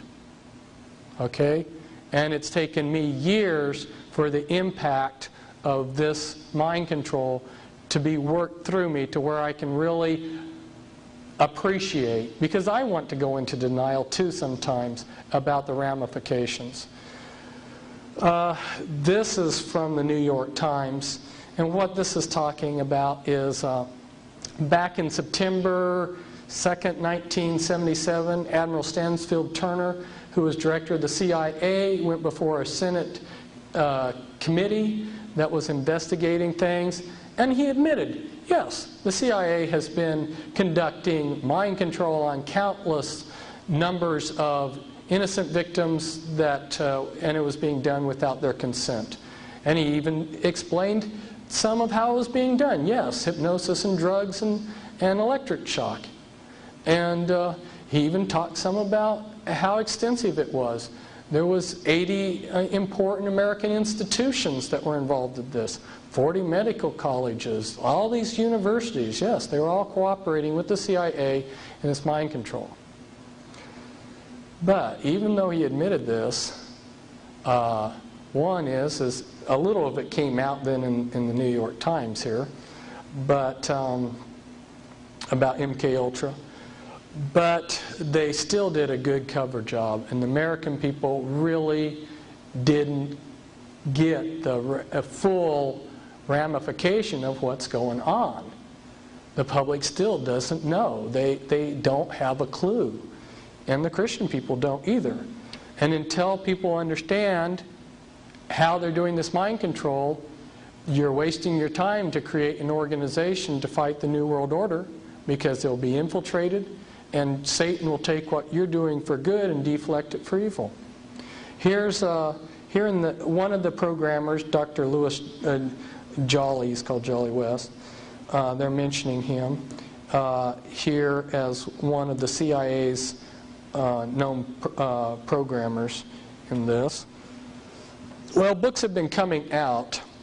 I started exposing the Illuminati's mind control with trepidation back in 91. And in 92 I came out with a monograph on it. And then last year I came out with a book, which is a guidebook, an illustrated guidebook. And then this year I came out with a full-blown expose, which is volume 2. And it's the Illuminati formula used to create an undetectable, total mind-controlled slave. Why did I have such a long title? Because it is totally undetectable when it is functioning correctly, and it is total. It controls the person's entire mind and their body. It is a group package. The reason that this mind control is so powerful is because they have taken every possible type of mind control and combined it in an extremely sophisticated package. So if you listen to these CIA people, they'll sit there and they'll say, well, yeah, we tried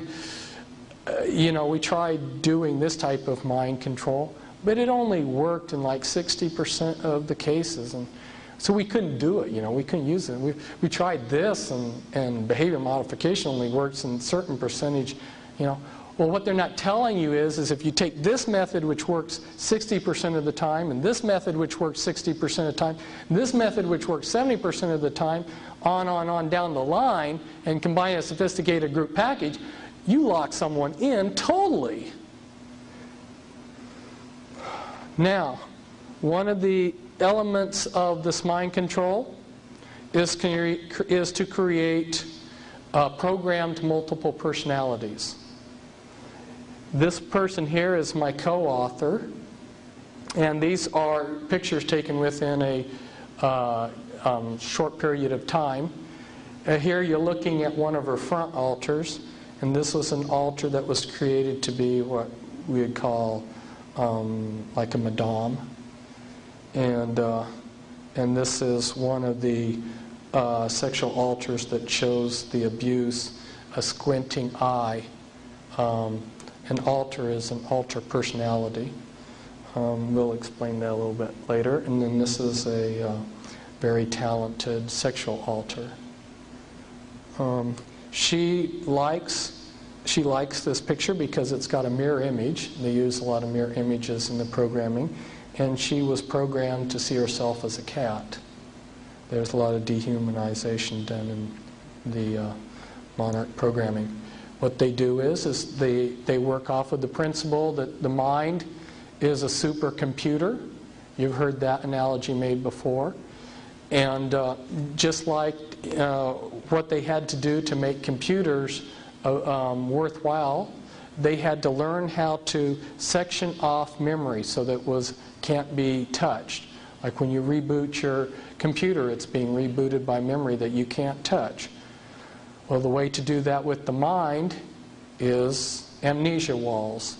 The Illuminati learned, the mystery religions learned centuries ago, that through trauma, the mind will protect itself from that trauma by building an amnesia wall around it.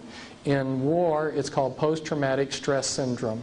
And if you have a soldier that, like let's say his buddy is blown to bits right in front of him, he may totally black out that part of his if you put a timeline, well then that particular event in time has amnesia walls around it. Okay, so through the most horrendous traumas that they can imagine, because the worse the trauma, the better it works, right? The better the amnesia wall. So through a horrendous series of traumas, they shatter these people's minds up with amnesia walls, and then they know how to go in and find those little pieces of the mind, and then they build upon those pieces. They build whatever they want, because those little pieces of the mind, don't know anything except what they're shown. They only hold the body when their hypnotic cue to pull them to the front is given, unless they're a front altar.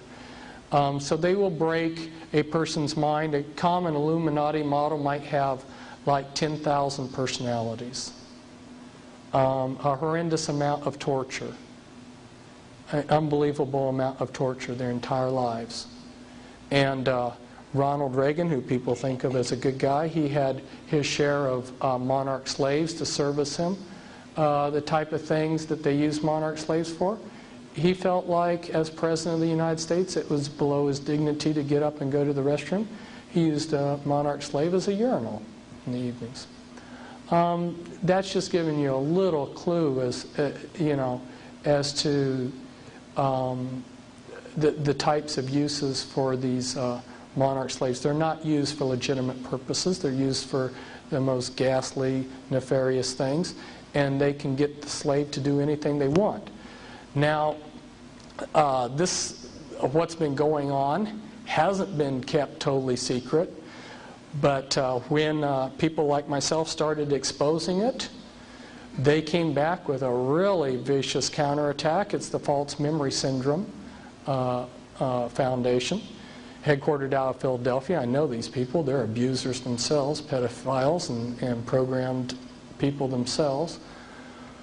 And they've got 40,000 lawsuits in this country against therapists for false memory. And what they did is they just infiltrated in slaves to each of these therapists that were trying to help people that had been abused by this mind control, and then initiated lawsuits that these therapists had planted false memories into them. So they may even, the way it's going, they may even take down the entire profession of psychiatry with it.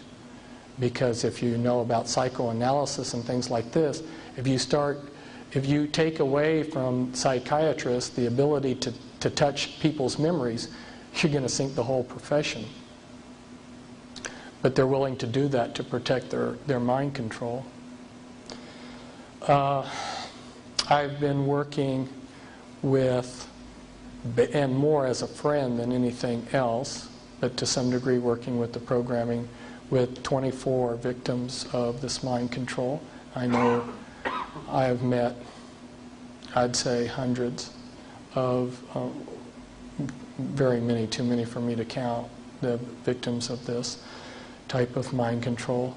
And it's very sophisticated. I'm not going to go into yikes. I am not going to go into how it's done, but I just wanted to inform you of the ramifications of it so that you had an idea. Because when you go into a church, you can't use as a litmus test, is the minister preaching the Word of God? Unless you could follow them around 24 hours a day and you understood how hand gestures and stuff can be used for programming and stuff, you wouldn't know the other side. By having these multiple personalities, they're quite capable of creating a Dr. Jekyll, Mr. Hyde effect with people. And they like to create the best front they can for their slaves. And they also, another trick that they like to use is they use opposites. So this one guy who was this brilliant computer genius walks around in public, he's deaf and dumb. Nobody would suspect that at a certain time he clicks into his genius personality and helps them with computers, and then the rest of the time the public thinks he's this blooming idiot. So they like, and one of my favorite questions asked people was, what is the most popular occupation for men in the Illuminati? Christian clergymen. That's the best front. Some of our most famous and beloved clergymen are multiples, have multiple personality. They like to create the best front. The best front for assassinations would, of course, be where? You're wanting to cover someone who's been programmed to be an assassin? The Amish, because everybody knows they're world famous as pacifists. In fact, I was Amish for a number of years. I used to be Amish, Joe Horse and Buggy. If they wanted to use an Amishman as an assassin, and he spent a lifetime of being programmed, and then they, through their cues and their triggers, they set off a program that's been pre-programmed into the person. These people are just like human computers. And the Amishman will leave his farm and travel for some ostensible reason. Maybe he's going to visit Freundschaft, that's relatives, in another state. And then while he's traveling, maybe he goes into a restroom. And in that restroom, a series of things click in his mind as he switches through various personalities in a systematic way. And he eventually switches into the correct altar that they want. And that altar carries out his assigned assassination task. Then, as programmed, switches back into his Amishman personality and goes to his relatives and then goes back home. And all he knows, all his front personalities know, is that he went on a trip to visit his relatives. And when he gets back, and these are called wet ops by them. Wet ops means blood's going to run, or black ops. And they got their own terminology and lingo for all of this. And when he gets back, at some point, there'll be a team that debriefs him. They'll have a programmer, and they'll have a lie detector, somebody running a lie detector and someone else. And they'll run them through 3 times to make sure they get the truth of what happened. And when they're satisfied they got the truth, they'll let this Amish boy go back to his Amish farm. So there's a lot going on. And I see it all around, and I know what's going on. And you really, if you're wanting to know, you need to get the Volume 2 book. Because there's just so much to tell you that I can't begin to do it. But one of the programming places, Bethesda, Maryland, the hospital there, this comes from it. This is showing brain scans of people that are multiples. And it's showing that somebody who pretends to be different personalities has a different brain than somebody who shifts from different personality to different personality. A person with multiple personality disorder has a different brain. It's actually physically different after all the traumas and amnesia walls and programming. This is me. This is a place of fine arts, Palace of Fine Arts in San Francisco, right next to the Presidio, which is used by the Illuminati for rituals. And I'm showing you one of the programming sites on the West Coast, the Presidio tree that was used for programming, Fort Point used for programming. You'll look at the 6th Army logo. It's a hexagram with the Satanic Anarchy A in it. If you understand some of the leadership in the 6th Army, Colonel Michael Aquino, who's the head of the Temple of Set, and about a dozen other high-ranking officers who were Satanists in the 6th Army. It's no wonder that their logo's a satanic hexagram, is it? Ever wondered why the Rockefellers' Texaco has a pentagram in a circle with the Ankh? These are some more pictures of, this was the church at the Presidio was used for Illuminati rituals. Alcatraz was used for rituals and programming. That's taken from the Presidio. That's mule barns in the Presidio, which were used for programming. Tavistock Clinic in England, another programming site. A couple of the programmers, Michael Aquino, who happens to be the son of Betty Ford, and his wife Lilith Sinclair. And if you look at where immigration is coming from, the top 6 countries, look, Soviet Union is 2nd, China 3rd, Vietnam 6th. These are all countries that are doing mind control programming. How many Spetsnaz agents have been infiltrated into this country? How many mind control people have come in? Oh boy, that's enough to blow my mind. And the surprise today, the surprise ending that I promised you, these are taken from American magazines, and you may have to do a double take. It's real easy to see it on the originals. It may not be quite so easy to see it on the transparencies. Reptilian eyes. Did I get that right? Yeah. All of these pictures out of American magazines, reptilian eyes.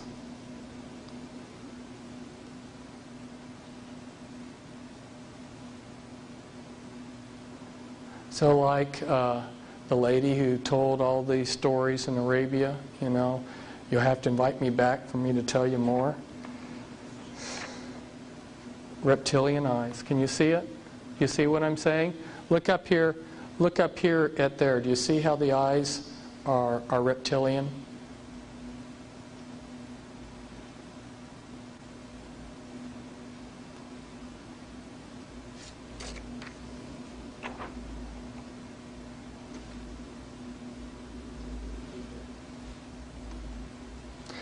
I've actually met some very respectable people who wouldn't tell me stories, like this one psychologist who's seen countless numbers of people in her life, who's actually seen people like this.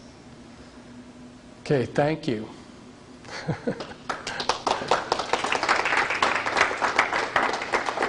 And one last thing, you know, we're leaving, we're going our separate ways and everything, but I just want to let you know I'm still alive. I haven't gone off the face of the earth. If you want to write me, contact me, call me, you know, I'm there. So I wish you the best. You want to take any questions, Chris? Yeah, questions. Now that I've wore you out. Repeat the question too afterwards. Okay. How do they get the reptilian eyes? She asked, how do they get reptilian eyes? I wasn't going to talk about this subject, but I don't have final answers on some of these things. I can give you tentative answers. One of the big programs that the Illuminati is carrying out is the creation of Nephilim. If we look in the scriptures, it says, as in the days of Noah, it would be like that today. In Noah's time, God wasn't being vengeful in destroying the earth. The earth was being corrupted genetically by fallen angels marrying with probably both animals and people. And in order to preserve life, God brought an end to the world.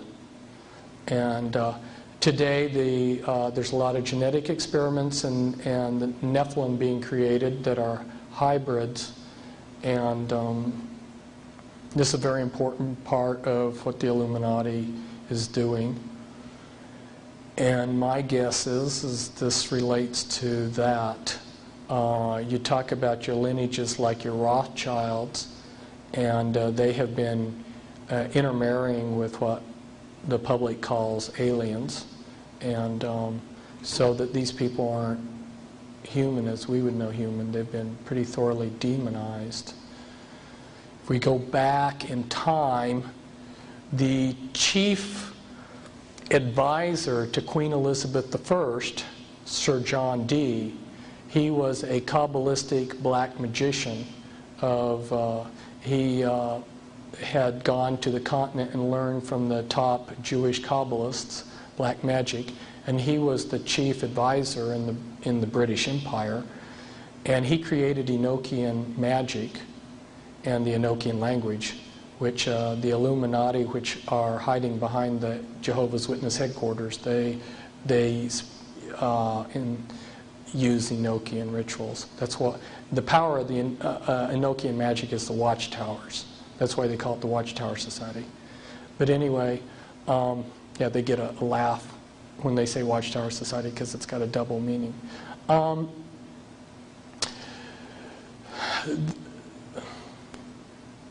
sidetracked here. Sir John Dee conjured up demons or angels, okay, with his black magic. The beings that he conjured up, there were pictures drawn of them, and they look identical to what we call gray aliens. Okay, that tell you something? And then I visit with debriefing people that came out of high levels of the Illuminati, and these different types of aliens are participating in Illuminati rituals. I could go on. The bottom line is I have concluded that there are no good aliens. The aliens are demons, and we've got a mixture going on of demons and flesh and blood, and we've also got other genetic experiments. Yes? You mentioned organized crime with Federal Express. Is there any kind of tie like that to UPS? She says I mentioned organized crime with UPS. With Federal Express. Is there any connection with UPS? I think there was a little misunderstanding there. I was talking about the Federal Reserve is not a private company. And some people see Federal Express trucks and they think that they're government, it's a government mail service. And I was just mentioning that the Rothschilds own Federal Express. It's a private government. But they have the power. See, if an individual like me tried to start a company, Federal Express, using red, white, and blue on my trucks, the government would come in and say, no, that's ours. You're infringing on our territory. People are going to mistake this for something as the government, but the Rothschilds can do it and get away with it. As far as UPS and all of your big corporations tie in. And I didn't get into talking about the interlinking directorates and how it all ties in, but you're not going to see any big corporation that doesn't tie in with this. In fact, it would be kind of interesting sometime to have the time to explain to you how they have some formulas for taking over these. If you have a successful family business, okay, and let's go back to the Revolutionary War. There were 3 men that were instrumental, in my opinion, in the creation of this nation. Benjamin Franklin, he was a Satanist and the genius behind the American Revolution. And George Washington, who was just an everyday Mason, but he had a lot of character and was able to hold the Continental Army together over a 13-year war. A lot of suffering in that war that the American Army had to suffer, and he held them together. So he's responsible just because of the strength of character. But Benjamin Franklin had his hand in everything. I mean, the man was the mastermind behind so much. But there was a third man, and none of you, I bet, know him, Robert Morse. How many people here have heard of Robert Morse? One person, yeah. And he did probably as much as the other two. He was a financial genius. And he wheeled and dealed and managed to keep the Americans supplied. And only somebody with an incredible genius like his could have carried it off. But he wasn't part of the mystery religions. He wasn't a Freemason. So after the Revolutionary War, they took him down, and he ended up in prison. He ended up in debtor's prison. So if you look at what they did to him, what they do is they'll take family-owned businesses and they'll promise you the moon. They'll say, hey, you got this great business? We'll make it even better. We'll loan you all this money. And they'll get a person in over their head, and then wham, before you know it, they're running it. So they got some specific tactics that they use when they see anybody like Howard Hughes or Robert Morse, who's a genius, who's going to make it. They step in with their tried and true tactics. That's why I want to get out there and talk to people, because people started noticing that they just keep doing the same things over again, these tried and true tactics. Then maybe somebody might sidestep them for once. Do you fear for your life? No.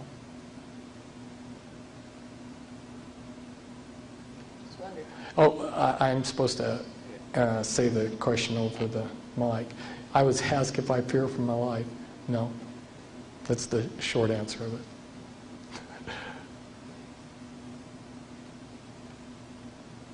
That doesn't mean that there aren't people that wouldn't like to do me harm. Yes? Where's the hope? Did that get lost somewhere back there in the beginning? Oh boy. God can take all of this evil and turn it towards good. The scriptures say that all things work to good to those who love Him. And I get repeatedly traumatized. Satan traumatizes me and tries to hand me lies every day. But I know that if I keep loving the Lord, that everything's going to work out. And I believe that if you've ever watched a pair of fencers dueling, and if one of them gets a mark on his cheek, it becomes a badge, sort of like of honor. And I believe that the glory, when we're in heaven, is going to be retroactive. And all of these battles that we fought are going to be seen in glory. The glory is going to be retroactive. And I believe when I'm in heaven, I'm going to say I was always in heaven.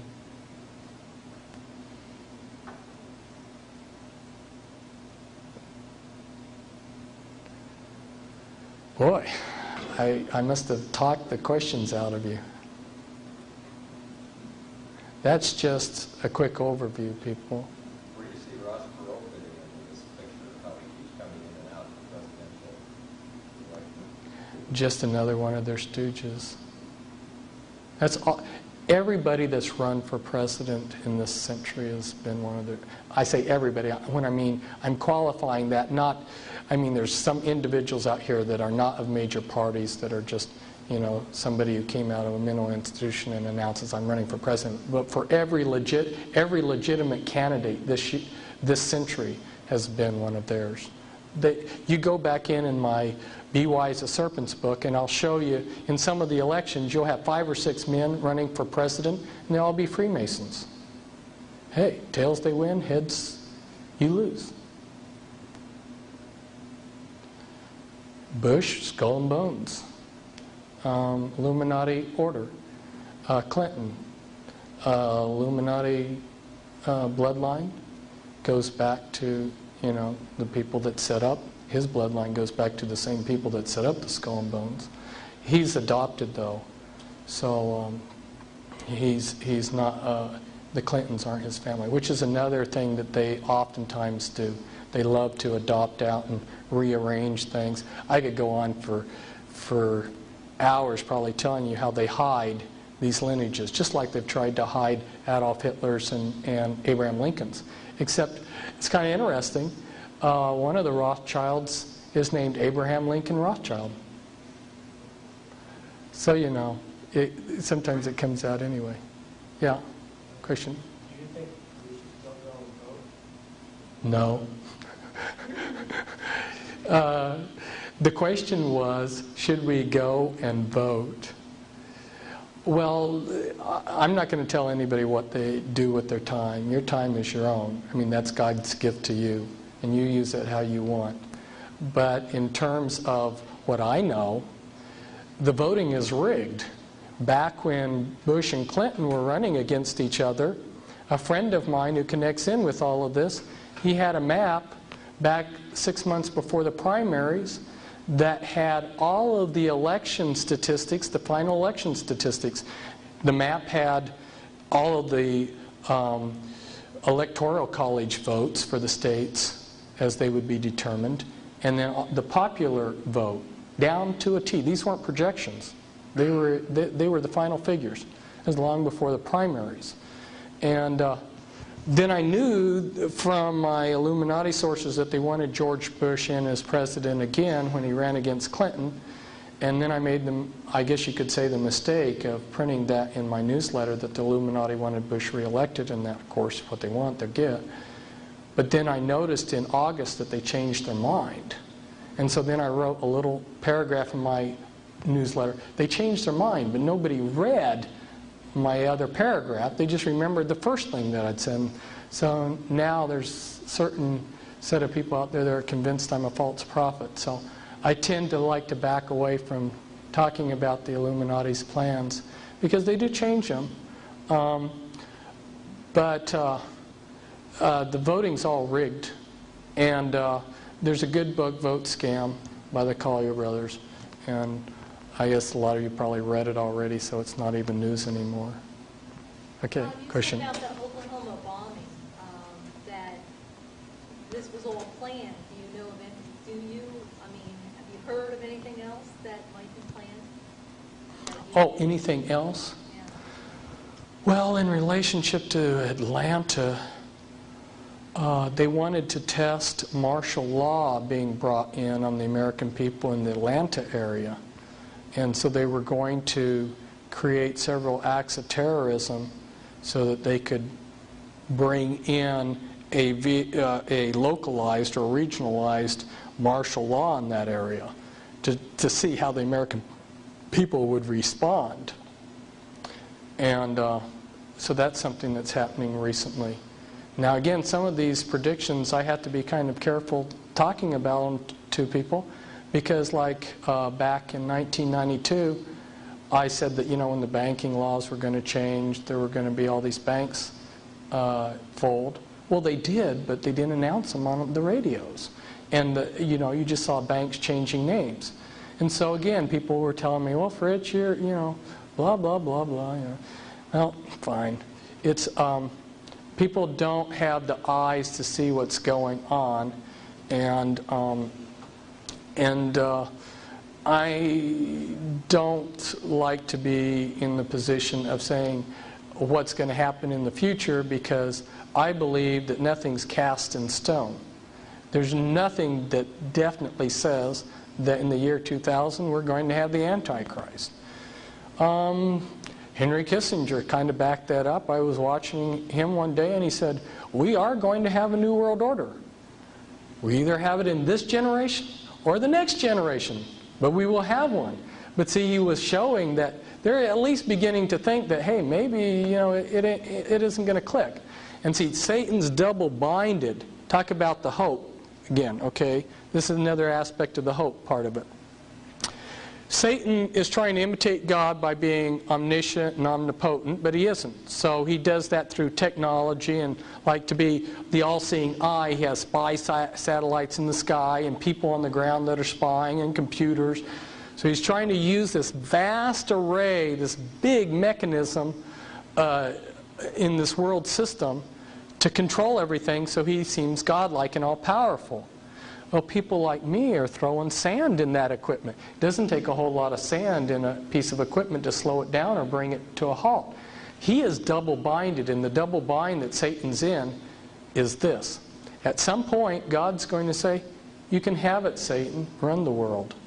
Now, he's got to get all of his ducks and all of this intricate equipment lined up running smoothly and perfectly, or he's not going to run, the New World Order's not going to run for him.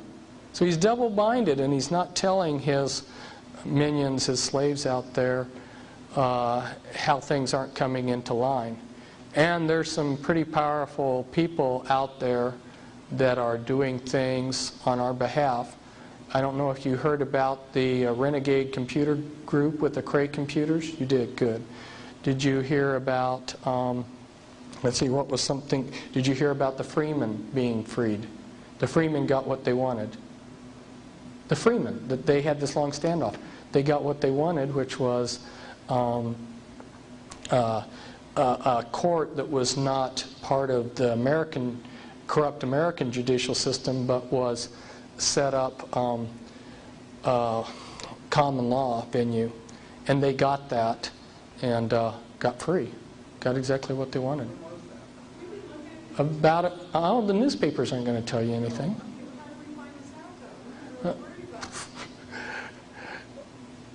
The answer, I guess, is just there's some of us out there that are watching these things, and we fax and call each other back and forth. But like I say, if I make predictions on things, which I sometimes do, the news media a lot of times doesn't report them anyway. So the news media is not going to back me up on some of those. Yeah. Yeah, they love to use distractions. Are the church burnings part of this too, and removing some of our civil liberties?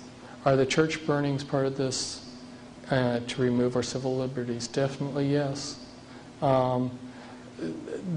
There's part of it's just disinformation. I mean, there's a lot of churches being burned all the time, you know, from natural causes or whatever. They've got the ability to focus. Have you ever noticed when they focus in on airline disasters, all of a sudden all the airline disasters that happen are reported? And that part of it's that, and part of it's, I wonder about some of these youth that for no reason at all burn down a church. They may be children that are programmed. It's so easy to do that. But there was intended to be a period of anarchy because they want the people to beg for martial law.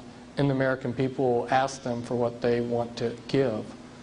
And so I saw that aptly demonstrated the night of the bomb went off in Atlanta.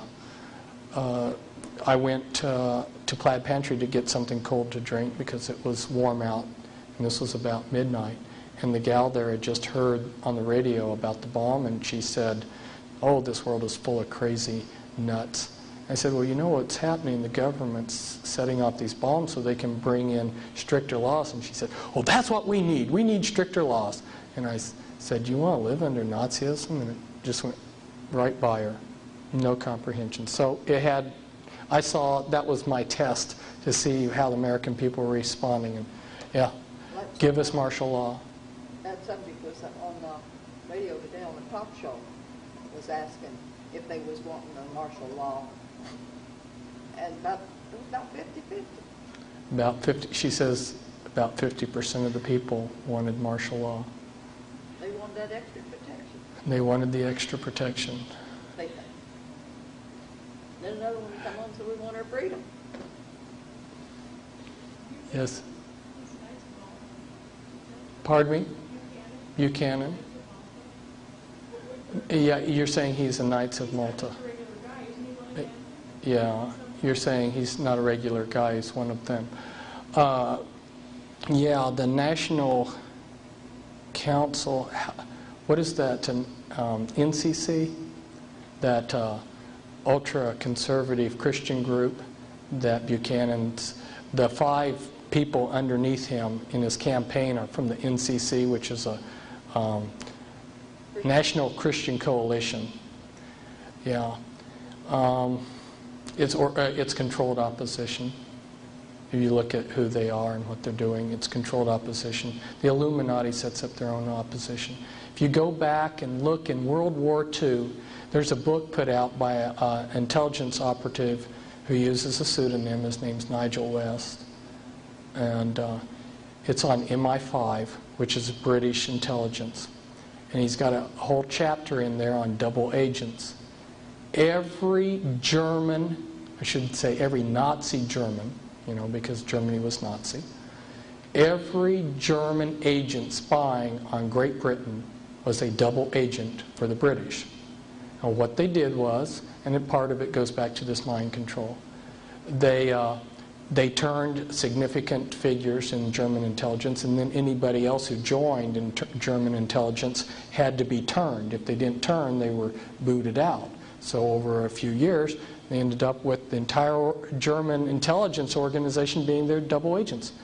Well, they've done the same thing against the New World Order. 95% of these people out there exposing the New World Order are double agents. I remember Pat Robertson writing his book, Illuminati. His dad was head of the Senate Committee on Banking. You better know that these Illuminati bankers, a lot of them are Jewish and a lot of them are Freemasons. You know that touching their money is a real sore spot for them. And so they're going to have their person in that key position in the Senate. And that was the father of Pat Robertson. And Illuminati set him up in ministry. And then he comes out with this book, The New World Order, which he didn't even write, and I don't even think he read it. And if you look in that, in one chapter it says the Masons are part of this plot to bring in a New World Order, and then the next chapter it promotes George Bush's candidacy for president, and he's a 33rd degree Freemason. So, Well, who's going to be our next president? boy, Doesn't matter. yeah, that's true. Clinton's only hanging by a thread because they got the goods on him. And our side, the people that are taking these, 67 congressmen have had to resign because of these renegade intelligence operatives that are exposing them. And Clinton may be down the list. And Bob Dole, he's been receiving a lot of money. If financing up to now is any indication of who they want, you know, Bob Dole may have a chance. But again, he's another one of their flunkies. I've taken so much of your time. Thank you very much. Thanks. Should let you go now. Maybe you can have me back later. Well, I will ask you, what are some of the most obvious signs of recognizing a New Age person?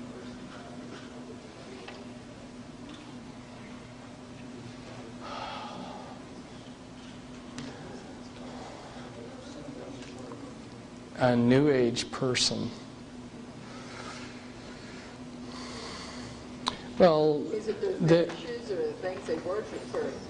New Age is a broad term, and New Age has just become our culture. So if they're a normal American today is pretty well steeped in New Ageism. New Age concepts use holistic health, witchcraft practices. You might see it's jewelry, you know, like Ankh. The way they talk, they want to protect nature, radical environmentalism, the acceptance of anything and everything, especially, you know, minorities like gays and things like this. Let me ask you one last thing. You think that they'll make the economy collapse right after the election?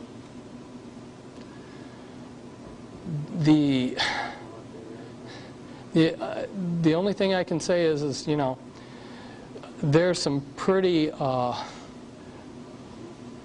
respectable people on their side of things that are saying that it's going to collapse soon.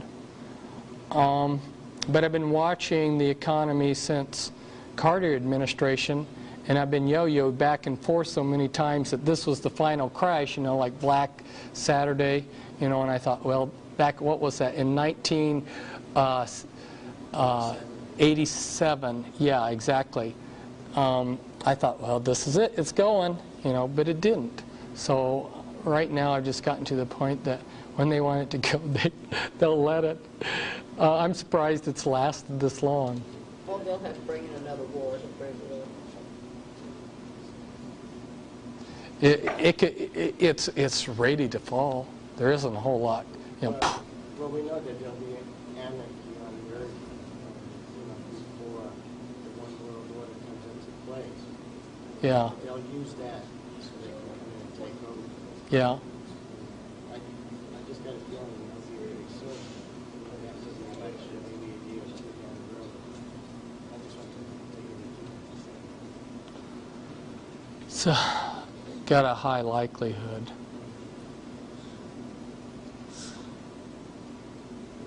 Yeah, I don't know whether we're going to go home or not. It's been great. Thank you. God bless you. God When bless you you too. were just speaking about Noah, Yeah. what's that? God always turns me right to where He wants me. Good. As in the days As a confirmation, As because He soon as you said, said it, she flipped when I it. return, the world will be as different to the things of God Yeah. as the people were in Noah's day. Yeah. So here's what He wants us to do. He says, I fear neither God nor man, he said to himself. But this woman bothers me. I'm going to see that she gets justice, for she is wearing me out with her constant coming. Then the Lord said, if even an evil judge can be worn down like that, don't you think that God will surely give justice to his people who plead with him day and night? Yeah. Yes, he will answer them quickly, but the question is, when I, Messiah, return, how many will I find who have faith and are praying? Yeah. The truth is we have to be praying. Yeah. Okay, because remember, knowledge Yeah. puffs up, but love edifies. Right. And that's how God's going to judge us, is by Right. our prayers. Yeah. Okay? Through prayers. Right. And go into a prayer class. Yeah. That's what's going to change the world. Yeah. And then I God s- will and I- judge us and I- accordingly. I don't. Those of us who know just have to do what's right. It's not a matter of whether we're. The issue isn't whether we're going to win or lose. The matter is what's the right thing to do. You know? Yeah. Like you're saying, you know. Well, you'll know by the peace that you have with God, whatever you, like some of us are meant to be teachers, like some that have books, and, you know, we have our prophets, and, you know, you have to go where God wants you to go. If you don't go and do it, then you won't have no rest. Yeah, that's But true. then sometimes he'll work for only a season, and then it's like, God, what is it next you want from me? You know, sometimes he might just say, go enter his rest. I probably should get myself together here because I've got to get home. Driving back to Portland tonight. So, After all that talking, you're going to drive now? yeah. Books. Oh, cool. Oh, cool. Great. Let me get on that mailing list. When does your tour start? In about 4 days And how long will you be gone? for half a night. It'll be one big city after What do another. you think about that Scarlet and the Beast book? Well, We've browsed through it. We haven't read the whole thing, I was disappointed. really. It seemed to me like, you know, he had access to all this information and he just disregarded it. And he got this notion in his mind at some point that English Freemasonry and French Freemasonry Yeah, are the borrow two your powers pen. in the world, I can't get and my that pen open. they're fighting each other for control of the world. It's just not true. And you look at someone like Benjamin Franklin. Benjamin Franklin was the highest-ranking Freemason for the British Freemasonry in the colonies. He was also one of the major Freemasons in the French system. Now, where's this big war going on? You know, the two groups, their leaders meet every year at the Alpina Lodge. It's all just a bunch of I wonder why he did that. Why he came up with because that